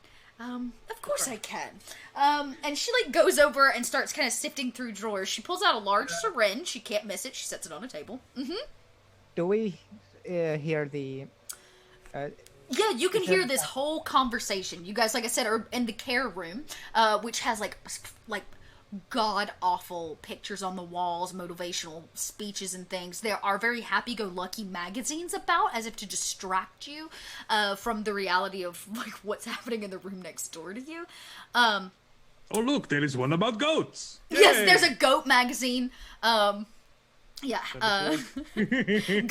Weekly sits on the table, and you watch, she removes a large syringe and sets it down. She goes over to a cabinet, which she has a key for. She unlocks it. She sifts around. There seem to be odds and ends of chemicals and just all kinds of stuff in here. And she reaches in, pulls something out, sticks the syringe in, draws up a very kind of clear liquid. She says, "We're just going to give you a good saline flush, shall we? See if we can't get whatever's in your system out." Okay. My character trusts her for right now, but Yeah. like It does. it's desperate. If it means anything, it does look like saline. It doesn't look like she's trying to put something that's not saline in your system. But she walks over with a giant syringe. It is not welcoming at all. And she, without a care in the world, just taps your arm. She doesn't even bind you, finds a vein and jams it in. You guys watch from the aerial view as this huge syringe is injected in Tygo. Tygo, I'm watching that? No way. Go weekly.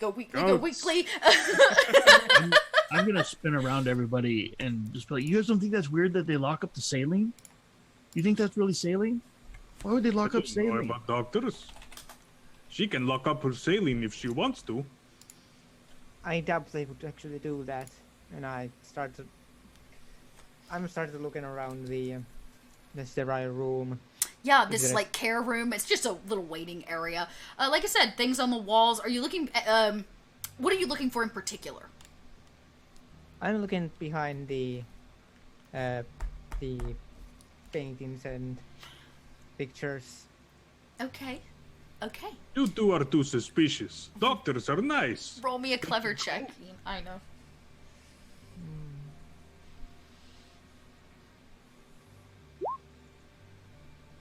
Right. You begin feeling around all of the pictures. You start looking. There are cameras in every one of them. Which is not a surprise. You're well watched in the school, but the whole room is bugged. I just showed them the finger. One of them the finger. It's like that moment in the Airbnb where you're like, what? I just found a microphone, or I just found a camera. Like, it's that moment of like, why are they watching us inside of a waiting room? I know you are worried about Taigo, but you seem to be, getting a little bit too out of control. So I want you to sit down and relax. But and I'm going to use my There's special nothing power to on her. relax about, and I take the gently of the picture frame and show them the. So Ino shows this to you. What does Brahm do? You said you have a special chilling ability? I'm going to use my reassuring power on her. Okay. Alright, tell me what reassuring does. Just, to calm her down. Everything is going to be okay. Okay. Yeah, that would be, what, does it tell you what kind of role in specifically? Because if not, it's it is a flashy role. Yeah. Somehow, I know, you're like staring at a tiny camera, but you feel really good about it. You feel really chill in the moment. You care, but you don't care too much. You have a seat. Big Brother is watching. Everything will be fine. Everybody sits. You have this tiny camera that you've managed to like wiggle out of the back of the frame of this picture in your hand now, but you seem to be totally chill about it. You have a seat, camera in hand. You seem very chill. Is this only affecting Ino? It was only cast on Ino, correct? Mm-hmm. Yeah, so just Ino. She seemed to be extra, cameras. Yeah, there's definitely some paranoia there. Mm-hmm.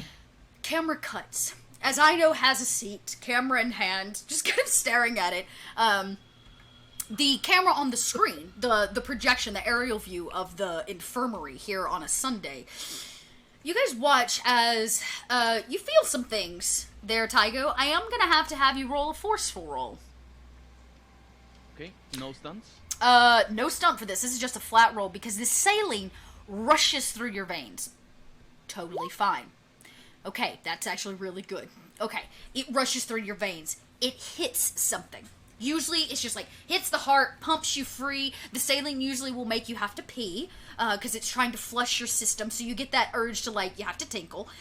But as it rushes through your body, you can feel it inside of you. It's like a freight truck hits you in the spine. Your body, like, jerks forward, begins convulsing, as you can feel the saline pushing something up your throat and out your nostrils. So, my character at this point is just thinking that this is how he gets rid of this. He's just sort of, going through the convulsions as I think he's feeling a little bit less terrified, even though it's happening. You can feel it. Whatever it is that's like in your head or is like attached itself to your spine is trying to exit your body. And she goes, my, there was something in there, wasn't there? And she just reaches over, and you guys see, as it starts to happen, and he's like convulsing, and you're watching from this aerial view camera, she puts her head in the way, and simply wipes your nose, Taigo. Like, wipes it clear. And she pulls, it's like something coming out of, like, your throat, and she pulls it free, wraps it up in a cloth, and sets it to the side. She goes, "Now, don't you feel better? Your headache is gone." I do. What was that? Oh, just looks like you had a little congestion. I just rinsed you right clean. Okay. She goes, Can I leave now? Oh, not yet. We are gonna have to just take a moment and make sure you're not lightheaded. Why don't you sit up for me? Here's a juice box. And here's a cookie. I am gonna get out of the bed and head for the door. She goes, please, Tygo, have a seat. I need to know a little bit more about what you've come in contact with this morning. You have all you need to know in that thing that you put down. She says, I might, but running a chemical study on this could take some time. I'd really love to hear your first-person story of how you came in contact with such an icky thing. Then how about you talk with all of us? They're waiting outside, hopefully. Oh, they can hear us chatting right now. They're in the care room. Okay, let's go to the care room. Oh, she goes, I guess we can go sit in the care room if you'd like, but I have some vitamins I'd like to give you. I don't need vitamins. I'm All okay. students need vitamins. You're a growing student. I'm gonna go for the door again and try to leave. It's locked. If I can. From the outside. I'm gonna try to open it if it doesn't She open. goes, I guess. silly Tygo. You only get to leave when we're done. Help me, folks! I'm gonna shout. Can you hear me? Help me! She goes, she walks over to the little snot rag and she opens it up, and inside is this just like little goober. This like gooberish little snot ball. She says, this is very strange what you found. We've been doing research recently on a similar substance. It tends to like to attach itself to organic matter, though it can potentially attach itself to other things. What did you call it? I think it's called nectar, but I think you know yes, that, don't you? Nectar. I do. She says, it's okay, you're not in trouble. In fact, Tygo, you've done me a huge favor. Okay. She goes, sometimes, if we want to do something, we have to do it ourselves.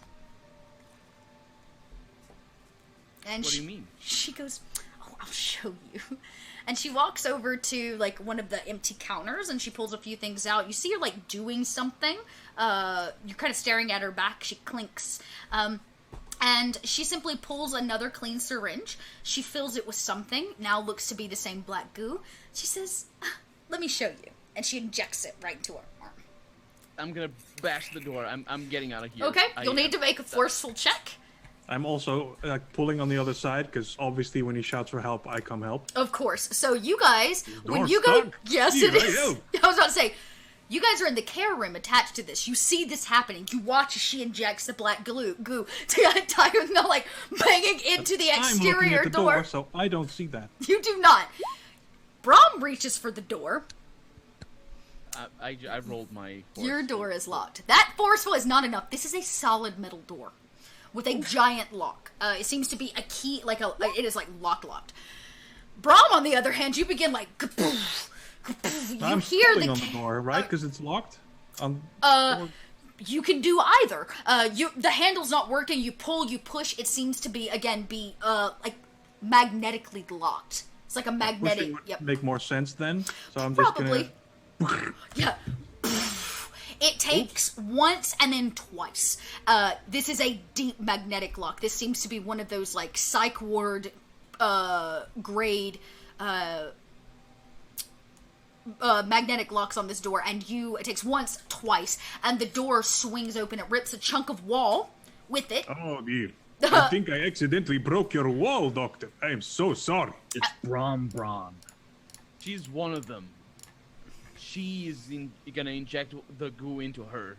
She goes, Who would do such a thing? too late! And something happens. She starts to, like, convulse. You can see it, and, there's this, like, it's almost like a fist underneath her neck. You can see it in her skin. It begins to, like, pulsate and vibe, and it bursts from the vein in her neck. This black, viscous, and it begins to work up her face. It begins to take over her body. Her head juts back, her body lurches forward, and you hear her laugh. You hear her voice in the air, though she says, like, her physical mouth says nothing. And her voice says, it is time. the neckties will rise and the foundation will fall. Is there You doctor! any kind of flammable material? Oh, there's probably tons of flammable material in this place. You can start working on that as her body begins to like morph and change into this kind of dark. Let me actually give you guys a picture. I can do that because I have one. I say that. Not what I wanted. Close the campus directory. I have too many things open. Oh, here we go. So, Yep. I grabbed some kind of shelf, and that has these strange chemicals and things. Okay. That are, some of them must be like quite flammable. Yes, for sure. But like I said, very, very flammable. You have no issue with that. And is there any kind of spray? Also... There's there's less aerosols in here. You may be able to find like let's see. You might be able to find like there's definitely oxygen. Or some kind of gas canisters, but no like straight up aerosol, if that makes sense. And her body continues to morph as it takes over, and when it does, her muscles begin to bulge. I'm just dropping the chemicals on her. Oh, okay. And... I have my back turned to this whole scene because I'm looking for that saline that she used to cure him. Yeah, you're like staring at your cabinet like, which one is it? You tip over like a small, like you basically rip off the wall, a small cabinet that you like dump over and on them. We'll go into initiative here in just a second, but I'm gonna go ahead and I'll narrate this. So all of these chemicals fall. They burn and ooze, glass cracks everywhere, smoke goes up, and what you see is the black viscous that is beginning to take over her body and morph her absorbs it. And it further corrupts her. Her teeth jut out and forward like giant tusks. Bones jut out in odd places now. She glows this evergreen, disgusting neon color from orifices. Her eyes now jet black, and this disgusting green tongue laps from her face. And it now says, tasty. You have the picture prepared and all. No. And we're going to take a 5-minute break because I have to pee. And then we're going to come back and you guys will finish out our breakfast call. But I genuinely have to pee or I'm not going to make it through the end of this battle. Because I'm a human. So we're going to run, literally, 3-minute break. We're going to take so that Dot can bio. And then we'll come back and find out what happens to Dr. Blair as she has now turned into a necktie. Oh. Oh, God. We'll be right back. Hold tight.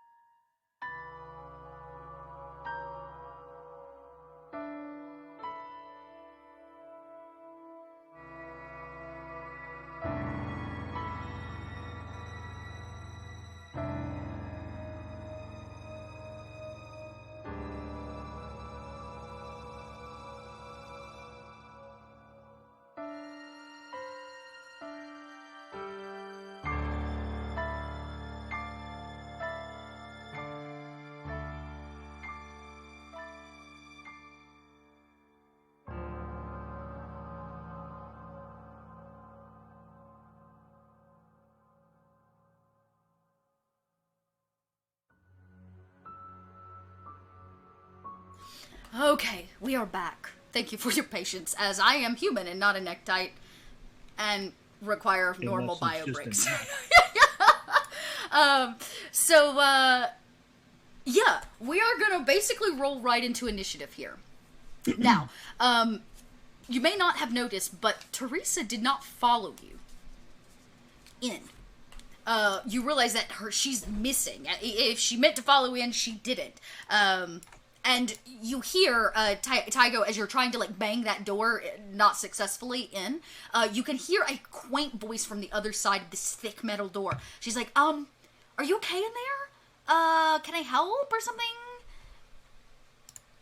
You realize she's on the opposite side of the door. The door didn't break? The internal one did.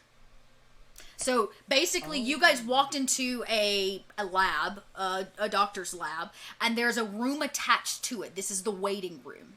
That's the one that Brahm broke open to get to you, because they were locked into the care room. The door actually back out into the school, the main area of the school. You haven't broken through that one yet. Teresa, is that you? I need help. She goes, I got one of the... What? I now open the door. Get a way to open this door. Get help. You need a belt? Help. I'm gonna try to shake the door some more. I don't know if she can see that I'm trying to open the door. She can't see in, but she can definitely see the door. Like, she can feel the vibration. She goes, okay, let me get the headmaster. I'll be back. Damn it. Oh, You said these the locks were magnetic. It seems to be, at least based on the giant hole that's now ripped in the door. Yeah, there's two magnetic pieces that come together and lock the door. That the actual locks on this seem to be completely false. They don't want kids to know that they're magnetically locking you into places. Can I try to access the security systems at this level with my? There is some kind of computer in here, so you're definitely welcome to run over to it, as the monster has grown ever bigger, and she seems to just be this god-awful, gory, kind of viscous creature, to be known as nectariites is what the research called them. I thought they were going to be a necktie fun because they sound like neckties. Cute. Very cute. Here, I'll show this to you guys really quick. Oh, never mind. Okay. So, the good news is, there's good news? There is good news. I've got to see which one of these actually... No, that's definitely not the one that came out. Yeah. So, you don't actually know what this is, but she seems to be, like, ready to attack. So we're gonna roll up our initiative for this. Oops, I did not mean to do that. I am pulling on too many things here. If I remember correctly, for Fate Accelerated, it is based on your, quick. So I'm gonna let you guys roll your quick, which will put us in an initiative order. That's what it's gonna be today. Okay, very nice. Very nicely done. Whoops, that's not what I wanted. That's not good. That's nice. Like I said, Teresa's is there, but not actually there. It seems like I said that she went to go retrieve the, yeah, she went to go retrieve the headmaster. Why can't I find what I'm looking for? There we go. Oh, that's the student form. That doesn't work. Okay, it's going to roll. Let me just see what it's... Okay. 0, 0. Yeah, it doesn't actually have anything once it completely changes. Okay. Okay. Oh, this is fun. Alright, so it's just going to roll the 4 fudge die to start. Great. Yeah, the base roll is 4 fudge die, plus your bonuses. So, okay, well, the good news is Brahm's up first. That's always Is that good news? I don't know.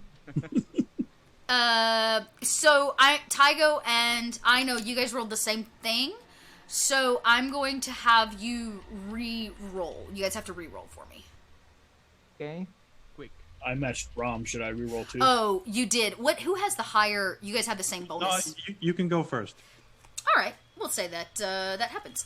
Okay, cool. So there we go. That will solve that. So it will be you since you ran over to the computer. That'll be easy. So Ray, Brahm, followed by, what did we just say? Very nice. Tygo. And then, I know. And the creature will go last. We'll call it teamwork. Yay. Bamf. First up, Ray, what would you like to do? So I'm going to access the computer system. Okay. And there's one primary objective. I have two secondary. I want to turn on the sprinkler system. Okay. And if there's any kind of like music or PA available, I want to start playing music for like boss fight music. And then Done. I want to unlock the doors. Okay. So unlock the doors probably be what I need to roll for, right? Well, you're going to have to hack into... This is actually part of the school security system. Both of these things. So, you'll need to... Well, one of them is school security. One of them is foundation security. So, you're just going to have to roll twice. So, but I'm going to give it to you both because it's all kind of part of the same tiered system. So, first things first, if you want to put the music on, you still need to roll. So, roll that clever. Plus, you have a stunt, right? For interacting with computers. Yeah, so go ahead and add that +2. All right. Wow. Yeah, no problem. Let's see what I can't do here.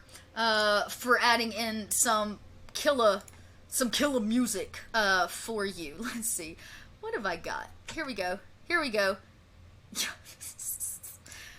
got it.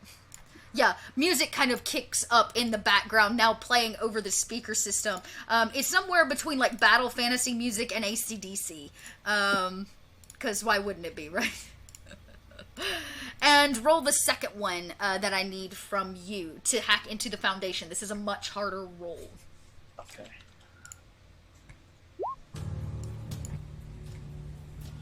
Now, am I just rolling all sixes? That's pretty awesome, though. Okay, that's actually really good. That's what you needed. It takes you a second. You realize afterwards, in fact, that you thought it was the school security to get the door open. It's not. It's foundation security to get the door open because they manage this lab that does all the tests on these students. So it was deep security, and it takes you like an extra second as the music plays. You have managed to hack in, though. To give it command will have to be next round. Yep. But you're in. You're like in there, and probably can open the security door. Brahm. This creature seems to be consuming everything. Everything it touches, it's just eating it. Some of it just, like, absorbs. Small items it absorbs, but the more it consumes, the larger it gets. Oh, you seem to be hungry. We'll leave you alone for that. Come on, Aino. And I grab Aino and I walk out the door. Door's not open yet. No, the in-between one. Oh, 'Cause we're into in the... office. Yeah, so... Into the waiting room thing. Into the waiting... Yeah, you guys walk into the waiting room. On the TV, you can now see this overhead view of the same thing. It's like... It's like consuming. I try to close the door, but then it doesn't work because I broke it. Oops. You and Aino now stand in the room next door. All you can hear is the chaos and breaking glass. And you're beginning to get the smell of, like, chemical fumes as it's eating and consuming everything in sight. That seems bad. We need fire. Fire. That's a good possibility, actually. Brahm, is there any other action you'd like to take other than moving? I don't think so. I think this is good. I'll just stand in front of the door. Okay, cool. For those of you that may just now be joining us, this is something called Breakfast Cult. It is available on Roll20 as a complete build. It uses Fate Accelerated, and the majority of everything... Oops, sorry, that one was really loud. The majority of everything that you're seeing is kind of pre-populated to some degree, like... the Nectarites and everything came kind of pre-populated. How I'm using them in terms of story is being completely written by me, but all the content is there, which is pretty cool. So it's great. I love this game very, very much. And it lets you roll like a boss, too. Yes, it does. It lets you roll like a boss. Not me. It's very, very... Not me. It is a very, very easy system, too. So, yeah, there's like a ton of pre-populated NPCs, which is really cool, pre-populated locations. And if you really hate writing story or like building building things on your own, it does have a lot of pre-populated storylines as well, which you can, there's like a GM section. Cool. Where was we? Brom! You said there was no other action you wanted to take? No, I think that's good. Great. Me standing in front of the door. We'll leave it there. Okay, great. You mean the archway you've now created? Yeah, the in-between door. Okay, great. That makes it Tygo's turn. Tygo, you're staring down at this incredibly large creature that's transformed right in front of you. Am I, because I'm trying to open a door to the outside, right? Is it possible for me to join Bram and the group without getting too close to the... I'd say so. You kind of have to go around it. I'm still gonna have you roll a, I'd say a sneak check. Or, yeah, you could roll, I mean, either one, but you're gonna have to make a roll to go past it, if that makes sense. Okay, is it a sneak or a... which one? Let's do, how do I want it? Do I want it to be... This is probably a careful check. Sneaky's basically like, do you want to make it dexterously, or do you want to do it from a clever perspective and make it about, so epic, the music today. It gave you what you asked for. Or do you want to do it cleverly, like keeping furniture between you, like it sees you cross, but you're trying to keep, okay. That's the point, yeah. Then I would do it as a clever roll. Okay. Which is a terrible roll for me. Oh! You try really hard. You're like, oh, keep the table between me and it. And as it gets close, you watch as it begins to consume the lab table with its body. It's like it's feeding it into its gut direct as it like consumes it like a disgusting trash heap. I am fighting. I need to get away from it. Yeah. So you bolt. Are you gonna go behind Brom? I'm just trying to join them because Okay. I'm not with When them you right get now. close, I'll just grab you and like pull you through. Yeah, you make it no problem. Like, you're there. The creature now has noticed you as you attempted to cross, but it consumes everything between you and it. It's gonna take it a minute to eat this table. Let's be real. You can't consume a table in a single turn. I know. Do I have my backpack? If you brought it with you. I would have probably taken Yeah, it. if you think that that's a character that, like, you would not have left your backpack behind, sure. Do I probably have bug spray there? Yeah, that's something that you would keep in your backpack. Oops. Okay. Yeah, I take out my bug spray. Would the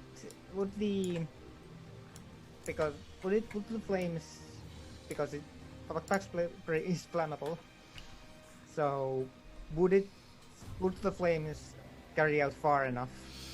You'd have to step around Brom, obviously, but yeah, you could reach it. I mean, it's heading towards you now, so... Yeah, I'm defending Brom and Ray and Taigo and spray it with the flames.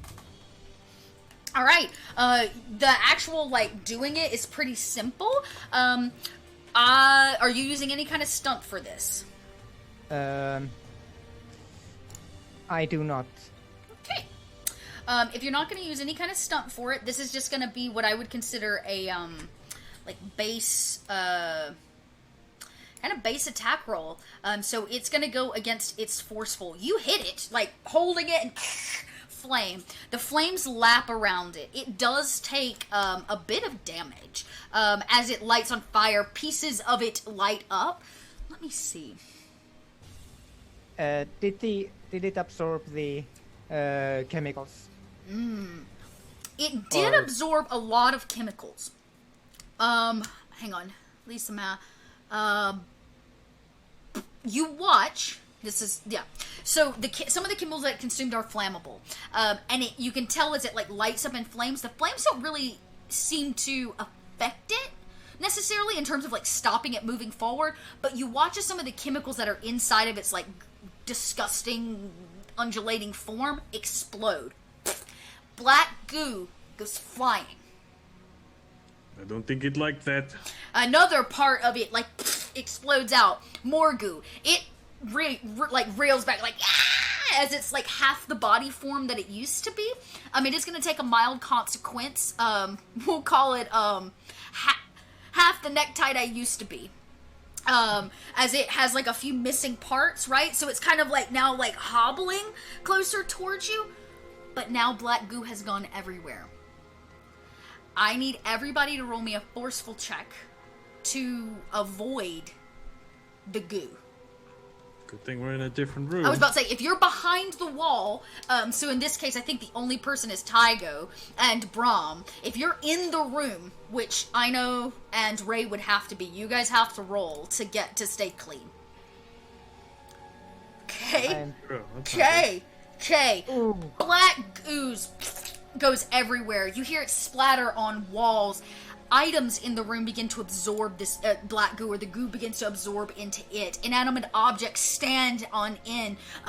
These odd, the syringes stand up on their needle tip, poking themselves into it. It animates everything around it in just pure chaos.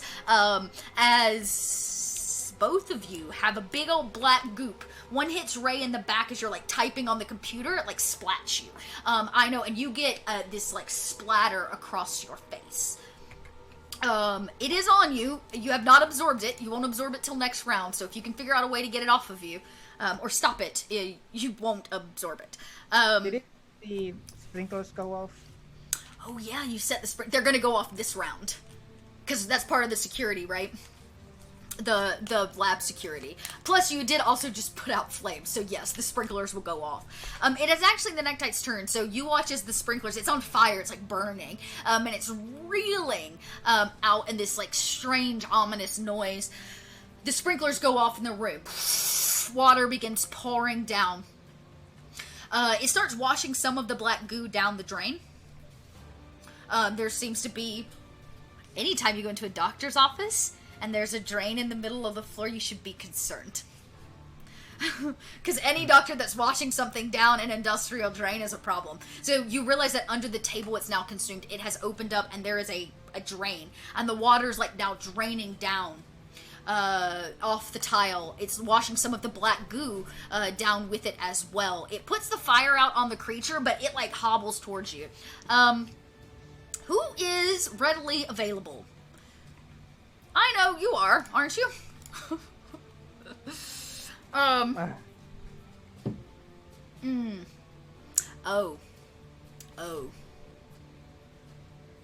New plan. It sees this is going south very quickly. It did not like the fire, and it did not like exploding via all the chemicals that it's consumed.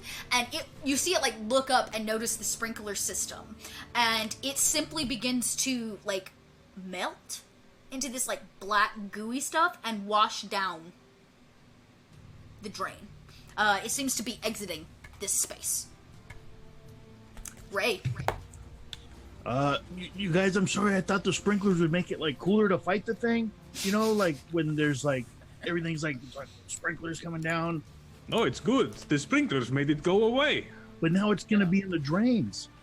But we're not in the drains. Is this still on my back? Did the sprinklers wash it off my back? It is definitely washing off. Yeah, you can see it. It's like draining down and off your shoulders. I take out the sort of water spray. Okay. The sort of small, kind of like small shower thing. Oh yeah, like a yeah. Yeah, and I take and I start washing it off. Yeah, you're like you break out your water spray bottle and you're spritzing. No, like in the laboratories when you need to like spray off the some kind of like the chemical shower wash. Yeah, okay, I know what you're talking about. Yeah, you break one out and you begin like spritzing it off of Ray's back. And then myself. And then yourself. Ray, what action do you want to take? Because it is technically rinsing off of your back. You can kind of feel it like running down. It's cold and wet. I don't think the sewer systems wouldn't be in there any kind of computer control. I'm gonna turn the sprinklers off. Okay. So I can stop liquefying. Okay. Yeah, Turn you the sprinkler systems off. Yeah, you managed it. You're in, so you turn the sprinkler systems off, no problem. The door, is that also something you wanted to open it? Yeah, unlock any doors on this level. Oh, you unlock all the doors on this level. This one slides open, and you hear the doors down the rest of the hallway slide. You realize the sprinkler system did not just go off in here, it went on out in the hallways as well, as the floor now is kind of wet with a slight layer of water, and the sprinkler system turns off. The creature notes this. Brahm. Why did you turn it off? It was working. It was getting away. I pick up like the pitcher of water that there is for like, you know, just regular drinking for the guests. Sure, yeah. Yeah, definitely in the weight room, yeah. I toss that water onto the thing. You splash it in the face, no problem. It takes it, total Flashdance style, and it uses it as continuation to like, it begins like, yeah, it's like melting. You don't think it's harming it? It almost seems to be washing it down the drain. It's like changing its actual, the water seems to be changing the chemical makeup, causing it to be more liquid and less solid. Now, in hindsight, like I said, the sprinklers were a bad idea. The fire, I know you are the most prepared student I've ever seen in this school. The fire was what was doing the thing to the thing. Fire it again. Somewhere way down the hallway, you hear the voice of the headmaster. What is going on? It like echoes. He seems to be quite a ways away on the other end of the hall, or this like wing of the school, but he's coming. Tygo. You kind of rinsed it off of... Oh, I'm sorry. Tygo, the door now stands open. Brahm is between you. You can see on the giant TV what's happening in the opposite room. Is there any... I guess there wouldn't be... I remember having in my school those sort of firefighting hoses, but I think those were outside, not inside. Yeah, everything here would be like, there was like basically what I know used was more of like the eye washing, like chemical wash station. There's gonna also probably be a fire hydrant in here, no doubt, but it seems that hydrant? A fire... I'm sorry, not a fire hydrant. Not a fire hydrant. An extinguisher. An extinguisher, thank you. A fire extinguisher. Thanks, PH. A fire extinguisher probably somewhere in here. There usually isn't any kind of lab that has chemicals. And obviously the sprinkler system seems to be the first line of protection for fire. Okay, I'm gonna look for a fire extinguisher if I can find it. Okay. I'm not gonna pay attention to the thing. Headmaster. So you kind of bolt past it. Oh, the headmaster. Headmaster's not even here. You just hear him, like, long down the hallway. You are going to have to cross by the creature again to go back into the main space. There is not a fire hydrant in the waiting room. Only in the main lab. Probably under some of the cabinets. So just go ahead. All I need is either the clever check, again, trying to put things between you and it, or the sneak if you want to just sneak past it. It seems to be very focused on Ino and Brahm at the moment. On Brahm. Oh, that's bad then. I'm gonna try and sneak past it. Okay. Because I was gonna ask Brahm to do it for me if I could, but yeah, I'm gonna do this. Oh, it's not too bad. Is it? Okay. Two's good. It's very distracted. I mean, like, literally between being burned alive, losing parts, it's now being washed down a drain. Whether it's choosing to be washed down or not, but a 2 is fine. And you manage to sneak past it. It doesn't, like, reach out to grab you or anything. And you hit the cabinets, opening and closing them. And sure enough, you find one of those, like, small fire hydrants. Fire extinguishers. Fire extinguishers. Clearly. I don't know if I can use it this turn, although I will if I can. You've got it in hand. It will definitely be next turn before you can use it. Okay. You can throw it now. You can. I know.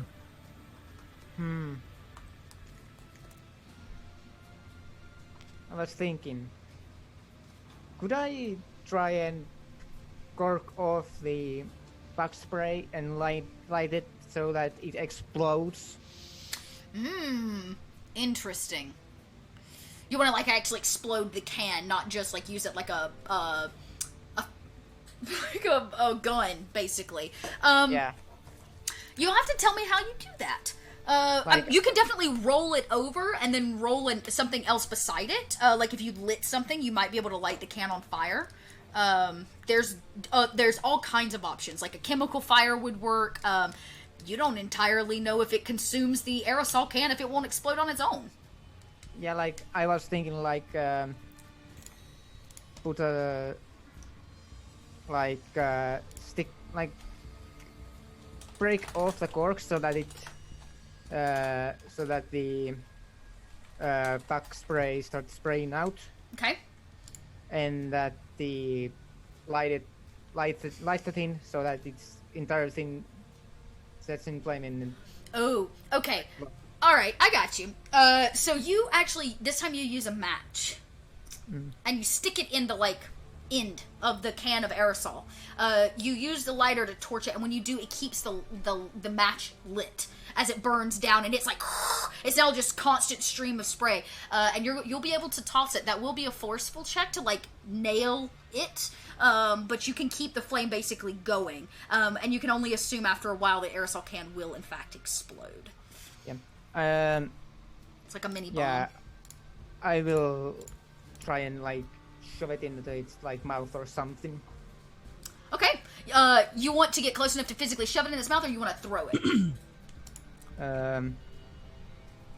I think shoving it in its mouth is much more to make sure it. Yeah, so that will be a clever check, because you're basically walking up to the creature and, wringing its mouth, but you don't want to get bit or touched. Yeah. So, make the clever check to get it in its mouth. Not clever, I'm sorry. Make the, what's the other one? The... Flashy. Careful check. That's what I'm looking for. Careful check. Okay. Yeah, make the because you're trying to be careful. Okay. The good news is, it's freaking huge. The bad news is, so you get it in its mouth. The bad news is, it catches, it's kind of still embering. You catch your sleeve on fire. You're now on fire. You haven't been touched by it, but you're on fire. It was there's a lot going on. So you may have to, put your fire out next round. But it looks like the sleeve of your jacket or whatever you wear has caught. It is the Nectarite's turn. Dr. Nectarite, I guess you could say. It is going to try to finish rinsing itself down the drain. But the explosion goes off, blowing a huge chunk of its head out. This can that we turned into a small bomb, or I don't know. Yeah, I guess really a bomb is what it was. It's half the chunk of its head goes flying. It splats against the wall. Again, I'm gonna need Ray, Ino. Who else is in the room? Tygo? Yep, make another careful check. I'm in the or door forceful opening. check, I'm sorry. Forceful? Yeah, if you're physically staring at the room, you're gonna have to make one too, Brom. Because it just splattered half of its face everywhere. Well, Tygo made it. Careful or forceful? Forceful is basically if you're gonna do it athletically, dodge something. Careful would be more of I'm hiding behind something. Okay, so I can roll careful. Yeah, I would take a careful, but you're gonna have to tell me how you carefully avoid. Yeah,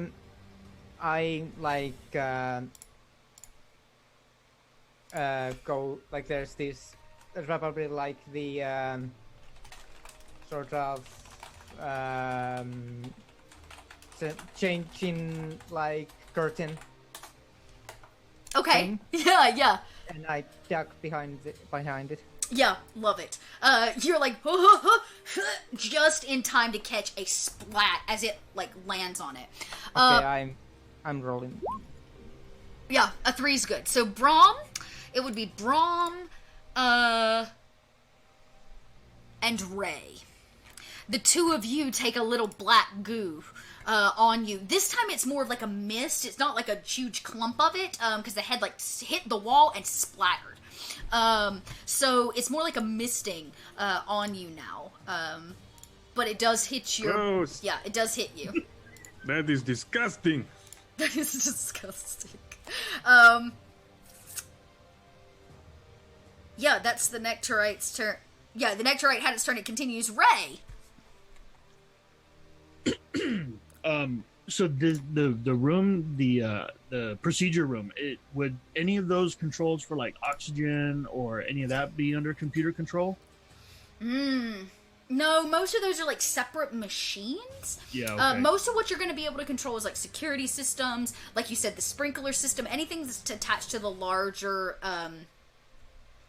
What else would be in here you might be able to control via that computer? Probably not a lot. Totally not a lot. You do realize that it is connected to some like larger robotic systems, but they're not in this room. There's possibility there are operation chambers somewhere that you don't know about. Can I identify where the oxygen tanks are and maybe just run over and crank them up? Oh, yeah, for sure. They're just around what hasn't been consumed of them. You can just, like, turn... It seems to be kind of, you know, like your basic laughing gas and oxygen, as if anesthesia is possibly used on students more often than not. Creepy. Okay, yeah, so I'm gonna crank open some of the valves on the oxygen tanks, and if I can, maybe roll one over towards it. Yeah, you just kind of kick it its direction. It, like, spewing oxygen. What kind of roll would you want for that? That's just a forceful roll to see how close you get it. Okay. Rolling it over there is pretty, because it's a canister, it's going to be relatively easy. Okay. It rolls on its own. It's not like you get it there very quickly. It's going to be next turn before it's, like, underneath the monster. Okay. But it is spewing oxygen at a rapid rate. Brom. Oh, to note, it's about halfway rinsed down the drain by now. It's about half the monster it used to be, between losing itself, blowing half of its head, its tongue still now, and now instead of hanging out the front of its mouth, it hangs out this, like, broken open side, from the explosion that Ino caused. It's pretty disgusting. It continues to consume and rinse itself down the hole at the same time. Brom! I grab a mop and I start shoving it down the drain. Start, like, helping it? Yeah, you're like... Sorry for hurting you, but you're really scary. You are helping it move a lot faster as it rinses down the drain, and you're, like, squishing it. Now, because there's no, like, overhead sprinkler system, because you didn't turn it back on, did you, Ray? Yeah, because you didn't turn it back on, now it's beginning to congeal again, so it's a little, like, as you, like, try to cram what is Jell-O down a graded hole of about this size. But it's working, like, you're definitely helping it down, because it's going somewhat willingly, you think. Go ahead and make a forceful check. Let's see how forceful you are, Brom. Get ready for oops. Okay. Oh, no, it's fine. Okay, It's good. The good news is you don't break through the ground, because I know you're pretty strong. The good news is it's just enough to start jamming this, like, gelatin congealed mess down the drain. Tygo. I'm gonna use the fire extinguisher to carefully put out the flames on Ino's hand, I think it was. Yes, Ino's like, yeah, his, her wrist of her clothing is on fire. So I noticed that, and I noticed the oxygen tank, and I prioritize safety, so I'll put her out. Very smart. And you do that, there's not even a roll for that. You just managed to put the fire out so Ino won't, catch fire and or explode the room prior to probably wanting to do that. And I know, set that thing on fire. Although Braun is there, be careful. Be careful of what? It's like a plunger basically at this point. Nicely done, Tygo. I know. You're no longer on fire, thanks to your friend. Yeah, I place my... adjust the oxygen tank with my feet. Yeah, it's like rolling towards you, basically. Yeah, and as the air that's like pushing out. Okay. And I like try and spray the flames from there towards the thing, what was next touch? Okay. Yeah, you managed to get it, like, in its vicinity. It's like pouring oxygen over top of this thing. Is there anything else you want to do? Yeah, I have the sort of kind of like my lighter is like that. You once light it and it just keeps going. Like it's not like press a button and Like it, a Zippo. yeah, it's not like you press a button and it put out. It doesn't go out. You have to. Oh, like, yeah. It's like a Zippo lighter, like an industrial. Yeah, I know what you're talking about. Yeah. Okay. And I The And ones I- that smell nice. and I set it on and I place it on the spray. Okay. Here comes the fun part. It's spilling like all kinds of CO2 into the room. You set the Zippo down. It immediately catches fire. And it's gonna go off. Everybody next round in the room is gonna get an opportunity to basically dodge a explosion. Which is what this is. Because that's what it is. So, it is its turn. We're gonna say it goes up. It continues to try to like ooze down the drain, though half of it is still, I'd say about half of it is still there. It does catch fire. Let me see. I'm gonna really screw with all of you. You watch, right.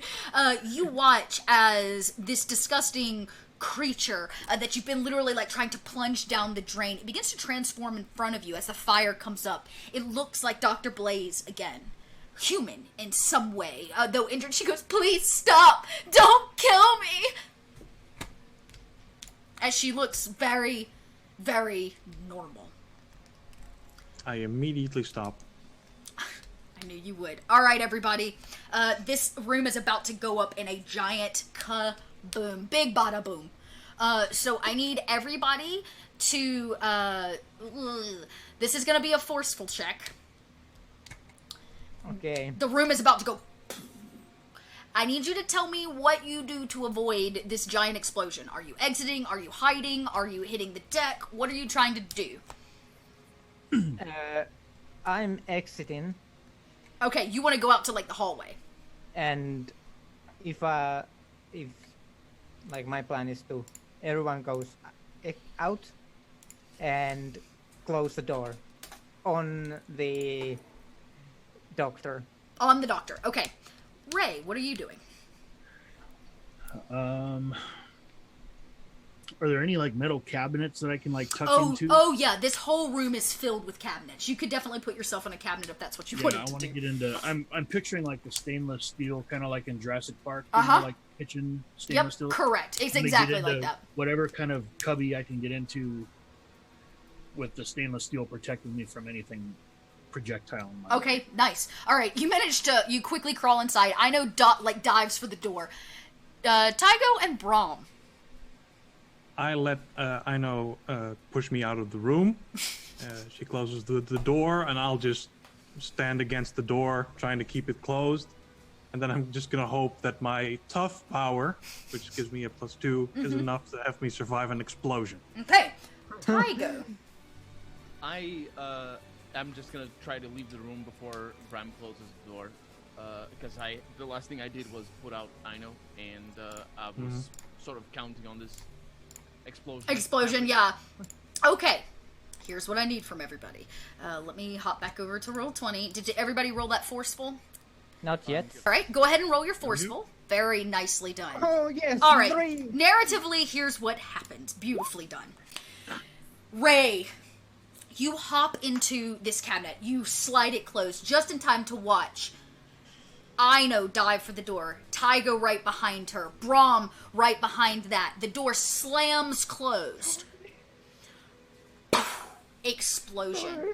Black goo goes everywhere. You can hear it hitting Ray, the like metal cabinetry. It rocks you.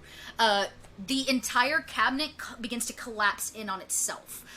You do take 2 to your hope track. So you do take some injuries because this metal cabinet basically has become like jagged and it cuts in on you. It keeps you protected from the amazing amounts of black goo that just exploded everywhere and the chemicals and all of that, but it condenses down. So on your hope track, you can choose to do one of 2 things. You can take 1 hope mark, like mark out 1 by just putting an X in the box and taking a mild consequence, or you can simply mark off 2 on your hope track and take the whole total there. The other three of you. I'll take the one and the consequence. Cool. So the consequence comes in. There's this, like, again, it's like poking and it's jagged. I would say then that the mild consequence, this is something that's going to heal kind of overnight, or within a short few days. You feel your arm crunch and break. And twist at an odd angle, almost like straining or pulling it in some kind of weird way. It doesn't necessarily break. You don't hear bones crunch, but you can definitely feel the damage to your arm. And your fingers go numb from it, causing your dexterity to be a little odd. So we're going to call this mild consequence. What do we want to call this? We're going to call this typing one-handed. For the next few days, you can only type one-handed, because this hand has been partially damaged. You're going to have to wear it in a sling. And the cabinets are now, like, crunched in around you, so getting out's going to be difficult, but, yeah. The rest of the explosion actually partially blasts the door off. It catches Brahm in the back a little bit, but at that high, you don't take any damage from it. It almost like explodes outwards in the room, as if this room was actually encased in metal, as if this is possibly something that happens all the time. Once the explosion goes off, so do the sprinklers, and it begins pouring rain again. The door sits on its hinges, but it's kind of like expanded in odd ways. It sits cattywampus in its frame. And finally, here comes Teresa and the headmaster around the hallway. He's screaming, "What is going on?" And she's going, I told you they were trouble, I told you. As they come running around the hallway, he sees the three of you basically smoking, like off your backs. You guys sit in the hallway covered in kind of soot and blackness and the smell of a chemical fire from inside of the facility is there. And he walks up and he says, What has happened? What is going on? I've got nothing. I'm gonna look up to him and I'm gonna say, well, I guess it's detention for the whole year. There's Yes! nothing left to see. Yes, he says, detention for all of you for the whole year! And he's like, where's the doctor? Where's the doctor? Down the Doctor drain. transformed into a monster. He goes, no more of your stories, I know. Not And he, gonna like, believe it. beeps. He puts a card next to this, like, panel that's supposed to slide the door open, and obviously the door's way too warped to slide. And it keeps going, error, as it kind of, like, duzz, duzz, duzz. And he goes, I don't know what you have done, and I don't know where Ray is, but all of you are Oh in yes, trouble. Ray, we should find his body. Bodies! He goes, there are no bodies on my watch. He goes, bro, do something. As if he, like, gestures with open the door. I try to open the door. It's not too hard. It's almost completely off the hinges as you kind of pry it back. Yeah. He goes, thank you. I'll just put this over here. He walks in. The room is a disaster. All the cabinets have been, like, pressed back against the walls. In the explosion itself, some things still simmer and ember, but the sprinklers are pouring water into here. The last of the black goo all of you see washes down the drain. What little bit is left of it. This place stands in absolute disarray. There's scorch marks on the walls. It is no longer a functioning health clinic. Ray, are you dead? Tell me if you are dead, Ray. Not dead. Yeah, Is there a nurse that's not monsters? Because I need a nurse that's not monsters. the headmaster. No, my friend, are you hurt? And I opened the cabinet. Yeah, you kind of have to pry. Again, if you can pry that door off, you can do this one kind of no problem. It's definitely warped, but you pry it open. You see Ray's got some cuts and bruises, and specifically her arm looks very injured. It's kind of swelling and red in the elbow area, as a large piece of metal has kind of like projected itself and strained some of the muscles there. Ray, you're able now to pull that free and exit, but you're definitely cut and bruised up from being inside of this collapsing cabinet. And those movies, those cabinets seem so much more durable. Like, I thought that was a really good idea. it probably was, because, I mean, if you had just taken the blow, you would have been a hot mess. So, you would not have survived. So it actually was a good idea. But the headmaster goes, "What are you doing in there? What has happened here?" You know what? I don't care. All of you, back to the library where I'd say we call your parents, but they're not even here. I'm so mad I don't know what to do. No lunch! You're not getting lunch! That is cruel. And he goes, well, you I know am what else is growing cruel? How boy, much I money need I'm blood. gonna have to spend to fix this infirmary? Do you know how long it's gonna take somebody to get out to this island to fix the infirmary? And he's like, chop, chop, chop. And he kind of like pushes all of you out. And as you exit, I grab the goat magazine. you take the goat magazine. It's singed on one of the edges. It says Goat Week now, not weekly. It's just the L and Y are gone. And as you exit, you see Teresa leaning over the water fountain, slurping very gingerly from the water fountain. But the water is not clear. It is black and gooey, and she consumes it whole. And that's where we end today's game of Breakfast Cult. I knew she was trouble. As Teresa, the fashionista, started consuming more of this black goo. I resend her invitation. Good thing there's a lot of NPCs because we're running out. You guys are slowly like working through them. Also, but this was a butt ton of fun and did not go any direction that I planned. Aw, thanks for that. So let's do this. Let's go around. You guys tell us who you are. I'm gonna cut this extreme battle music because I feel like we just need to be creepy now. I do love that you were like, yeah, put on our background music as we kill this thing. That's really fun. Let's go, we'll go the opposite way this time. Let you guys tell us who you are, where we can find you online, and then we'll do a little outro to close out our Sunday Fun Day. Let's start with PH. Hi everybody, I'm Paladin Hulk, and I play Brom. I'm a Twitch moderator for Random Tuesday and Little Red Dot. You can find me in their chat rooms, hopefully. I'm also regular on Market Crone's charity game, which has started back up. That's Wednesdays, and I'm about to get into a pirate game on Uncanny Adventures. Oh, like in about 40 minutes, I think. Oh wow! Exciting. Well, then I really appreciate you hopping in, PH. You like gave your afternoon. I really appreciate that. I'm here to help. The best paladin. Thank you. Colonel RPG. Hi, I'm Colonel RPG, obviously, and I mostly do YouTube, do Let's Plays of computer role-playing games. You can find me over at YouTube at Colonel RPG, and I also stream here on Twitch, also Colonel RPG. You can find me on Twitter, and that's that. Thank you so much for having me again.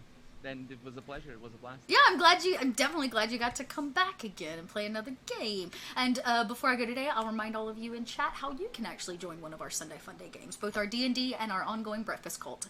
Do not let me forget that. All right, next up, we have a face that is very familiar both to the Discord and to the channel, and our Dovey. Yeah, I'm an Octobi, pretty much everywhere. And I played the I guess clever, Definitely clever. You thought up some interesting stuff today, that's for sure. And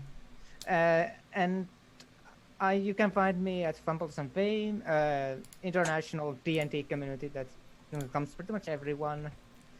And I'm playing there a monk that's based off the Jackie Chan video movies. Nice.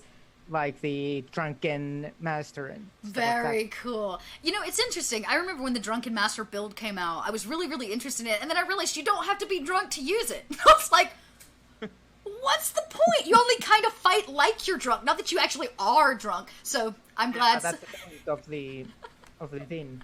I know, right? So I'm glad you're out there giving that build some love. That's really cool, Anarch. And last but certainly not least, the Celts, another face very familiar to the Dotlop. Yeah, thank you for inviting me today. That was cool. Yeah, it's like a Father's Day miracle. Yeah, I wasn't expecting to be able to play today, so it's always a blessing when I get a chance to. But yeah, I'm the Celts. You'll find me all over Dot's Discord. I'm actually a moderator on the Twitch channel too. Yes. I forget that sometimes. But yeah, see me on Twitch. I go by Die Guys. But yeah, just. I do painting stuff here and there, and just try to be as funny as I can. Really. Oh yeah, he does some painting stuff here and there. He just happens to paint beautiful miniatures every once in a while. Yeah, it's very.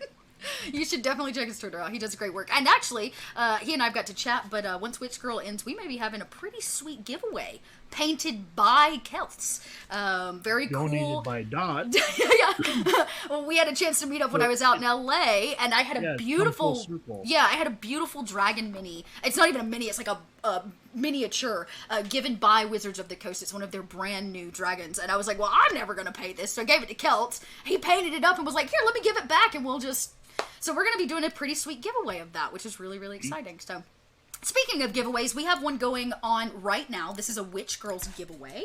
If you haven't already, click that link right there. It's going to take you to Twitter. Simply follow and retweet, and you'll get entered for the giveaway of all the Witch Girl kind of package that we're going to do Tuesday night during our finale episode. In addition, we're going to have 2 more live giveaways happening during that game, but you got to be there for that game to get those giveaways. Those giveaways look like a really cool sticker sheet that has been designed by Shauna, and you guys, the stickers are so stinking cute. I think I'm going to order like 10 sheets of them. They are so cute. And you'll also get a PDF copy. And then we've got another live giveaway that's going to include recipe cards made by the Gluttonous Geek. They're really, really cool recipes that she made up that are specific to the Witch Girls, and you'll also get a PDF copy. And then the big giveaway that you're entering via that Twitch link is going to include hard PDF copy of the Witch Girls Adventures. You're gonna get these sweet notebooks that Tiffany RTS Cosplay threw in. You're gonna get a handmade custom quilted dice tray by Eris Savad, and a sweet set of dice that I put together as well. So tons and tons of stuff to win. So make sure you're there Tuesday night, 7 p.m. We'll be doing the giveaway right before 9 o'clock on Tuesday night. The Savad dice tray, isn't that like custom to the characters? Completely custom. So she did this really cool thing where she asked all the girls to pick out a fabric, and then she quilted the fabric together and sewed it to the dice tray. So it's also like Witch Girl themed, which is super cool. Thing, yeah, it's totally one of a kind. It's the only quilted dice tray she's ever made. So like, just lots of cool stuff there. More importantly, after Witch Girls closes out this Tuesday, we're going to be kicking off July with a little sci-fi here on the Dot Lot. We're going to be running a mini campaign of Scum and Villainy. We've got some pretty cool new faces coming to the channel, which I'm really excited about. Some people that I've met in the past, some people I met out in LA that just want to play. So we're going to give them a chance, and we're going to be rolling some dice for Scum and Villainy, which uses the Blades in the Dark build. It's pretty cool, and we'll be setting it in a sci-fi world that I'm kind of custom building. But you can expect things similar to, like, Firefly meets Farscape. This seems about my genre of sci-fi. I may be adding a few elements of kind of some darker stuff, kind of bizarre Philip K. Dick style cyberpunk, but all in all, it's going to be your heist mission in space, so I'm very, very excited about it. And like I said, that kicks up July 6th, I believe, is that Tuesday? I'd have to double check. Or 2nd, July 2nd, I can't remember. Anyways, doesn't matter. If you would like to get involved with the Dot Lot, there's so many ways to do that. Simply supporting by following the channel or subscribing is a great way. You can also join the Discord. I think PH has dropped that link in chat a few times for you guys. Hey, Kika! Oh, no, it doesn't go to the giveaway? Oh, well, I'll have to double check that. Very strange. If it doesn't go to the giveaway, just hit my Twitter. Because guess what? I stuck the right link in. Oh, thank you. I appreciate that. I'm like catching up as you guys are chatting faster than I can talk, which is a feat, by the way. Yeah, so if you want to get more involved, join the Discord. All of our Sunday Funday signups are there. And yes, those are signups for you. I've been putting together the upcoming Sunday Funday schedule for the next 3 months. So that would be July, August, and September. And we've got some really exciting things coming. We're going to continue D&D shenanigans. We're going to continue Breakfast Cult shenanigans. But I also have a couple other things that I may try. It looks like there may be a For the Queen game that's going to be coming. So if you want to play the new card game from Evil Hat, we're going to be kind of playtesting that here. And then I've got one other game I'm debating. It's a Fate game. I'm debating whether or not I want to do a whole campaign or whether or not I want to do a little bit of a playtest for a Sunday Funday. And it involves cats. Lots and lots of cats. So if you like cats, if you like secret stuff. Fuck ton of cats. A fuck ton of cats. Yeah, it's called The Secret of Cats. So keep your eyes peeled for that. It's also a Fate-built game, but you get to play magical cats, and who the hell doesn't want to play a magical cat. For the record, there are also other animals, so if you're not a cat person, you can play things like rats, ravens, other small-scale other small-scale magical creatures, which is kind of cool. So there's a lot of opportunity to get involved. And I make all those announcements right there on the Discord. So if you want to be first to that, the best way is to join the Discord. And more importantly, if you want to take it up a notch, you can always join the Patreon. For $2 a month, you can gain access to all kinds of things, like monthly chats with me and other Patreon supporters. You get first access to pretty much every announcement that I make, as well as a few other pretty cool benefits. So, yeah, it's the happening place. And you know what? If you're just like, damn it, Dot, I don't want to be on stream, I just want you to run a private game for me and my friends. Well, I can do that too. That's at an actual tier on my Patreon. And even if you want me to do it for 1 month or for ongoing, you can sign up. I've been doing it for one of our Patreon supporters, and it's been really successful. They're loving their custom games. So I write a custom game just for you and your friends. Pretty sweet little deal. All right. We did it. I've chugged a jug today. I've had a cup of coffee, and we have successfully mitigated shenanigans. And I don't know that you guys mitigated the problems in the breakfast cult, but we'll say you made them worse. Oh, we totally did. You made them worse. Everything is solved. As there's now a nectarite floating through the water system at Occultar We're Academy. creating adventures for future breakfast cult gamers. Yes, you're just setting them up for success, right? Yeah. Thank you out there for those follows. Now's the perfect time to toss in a follow. If you made a donation today, lots and lots of Dot love coming to you. And I'll be excited to see you guys this upcoming Tuesday, 7 p.m., right back here on the Dot Lot for the finale of Witch Girl Adventures. Until then, I don't know. Let's not do anything Teresa wouldn't do. Don't do anything Teresa wouldn't do, which is basically everything, because she's a snob. Okay, you guys have a good week. Until next time, we'll see you later. Bye. Oh, wait, let's raid somebody. I always forget. Who's live right now that we can go show some love to? Roll For It's live. Home Away From Home. Duh. So we're going to go raid Roll For It. We love our Roll For It fam. They're over there. I believe they're playing Mask, right? They're in the middle of their Mask game right now. So Mask game. here we go. Raid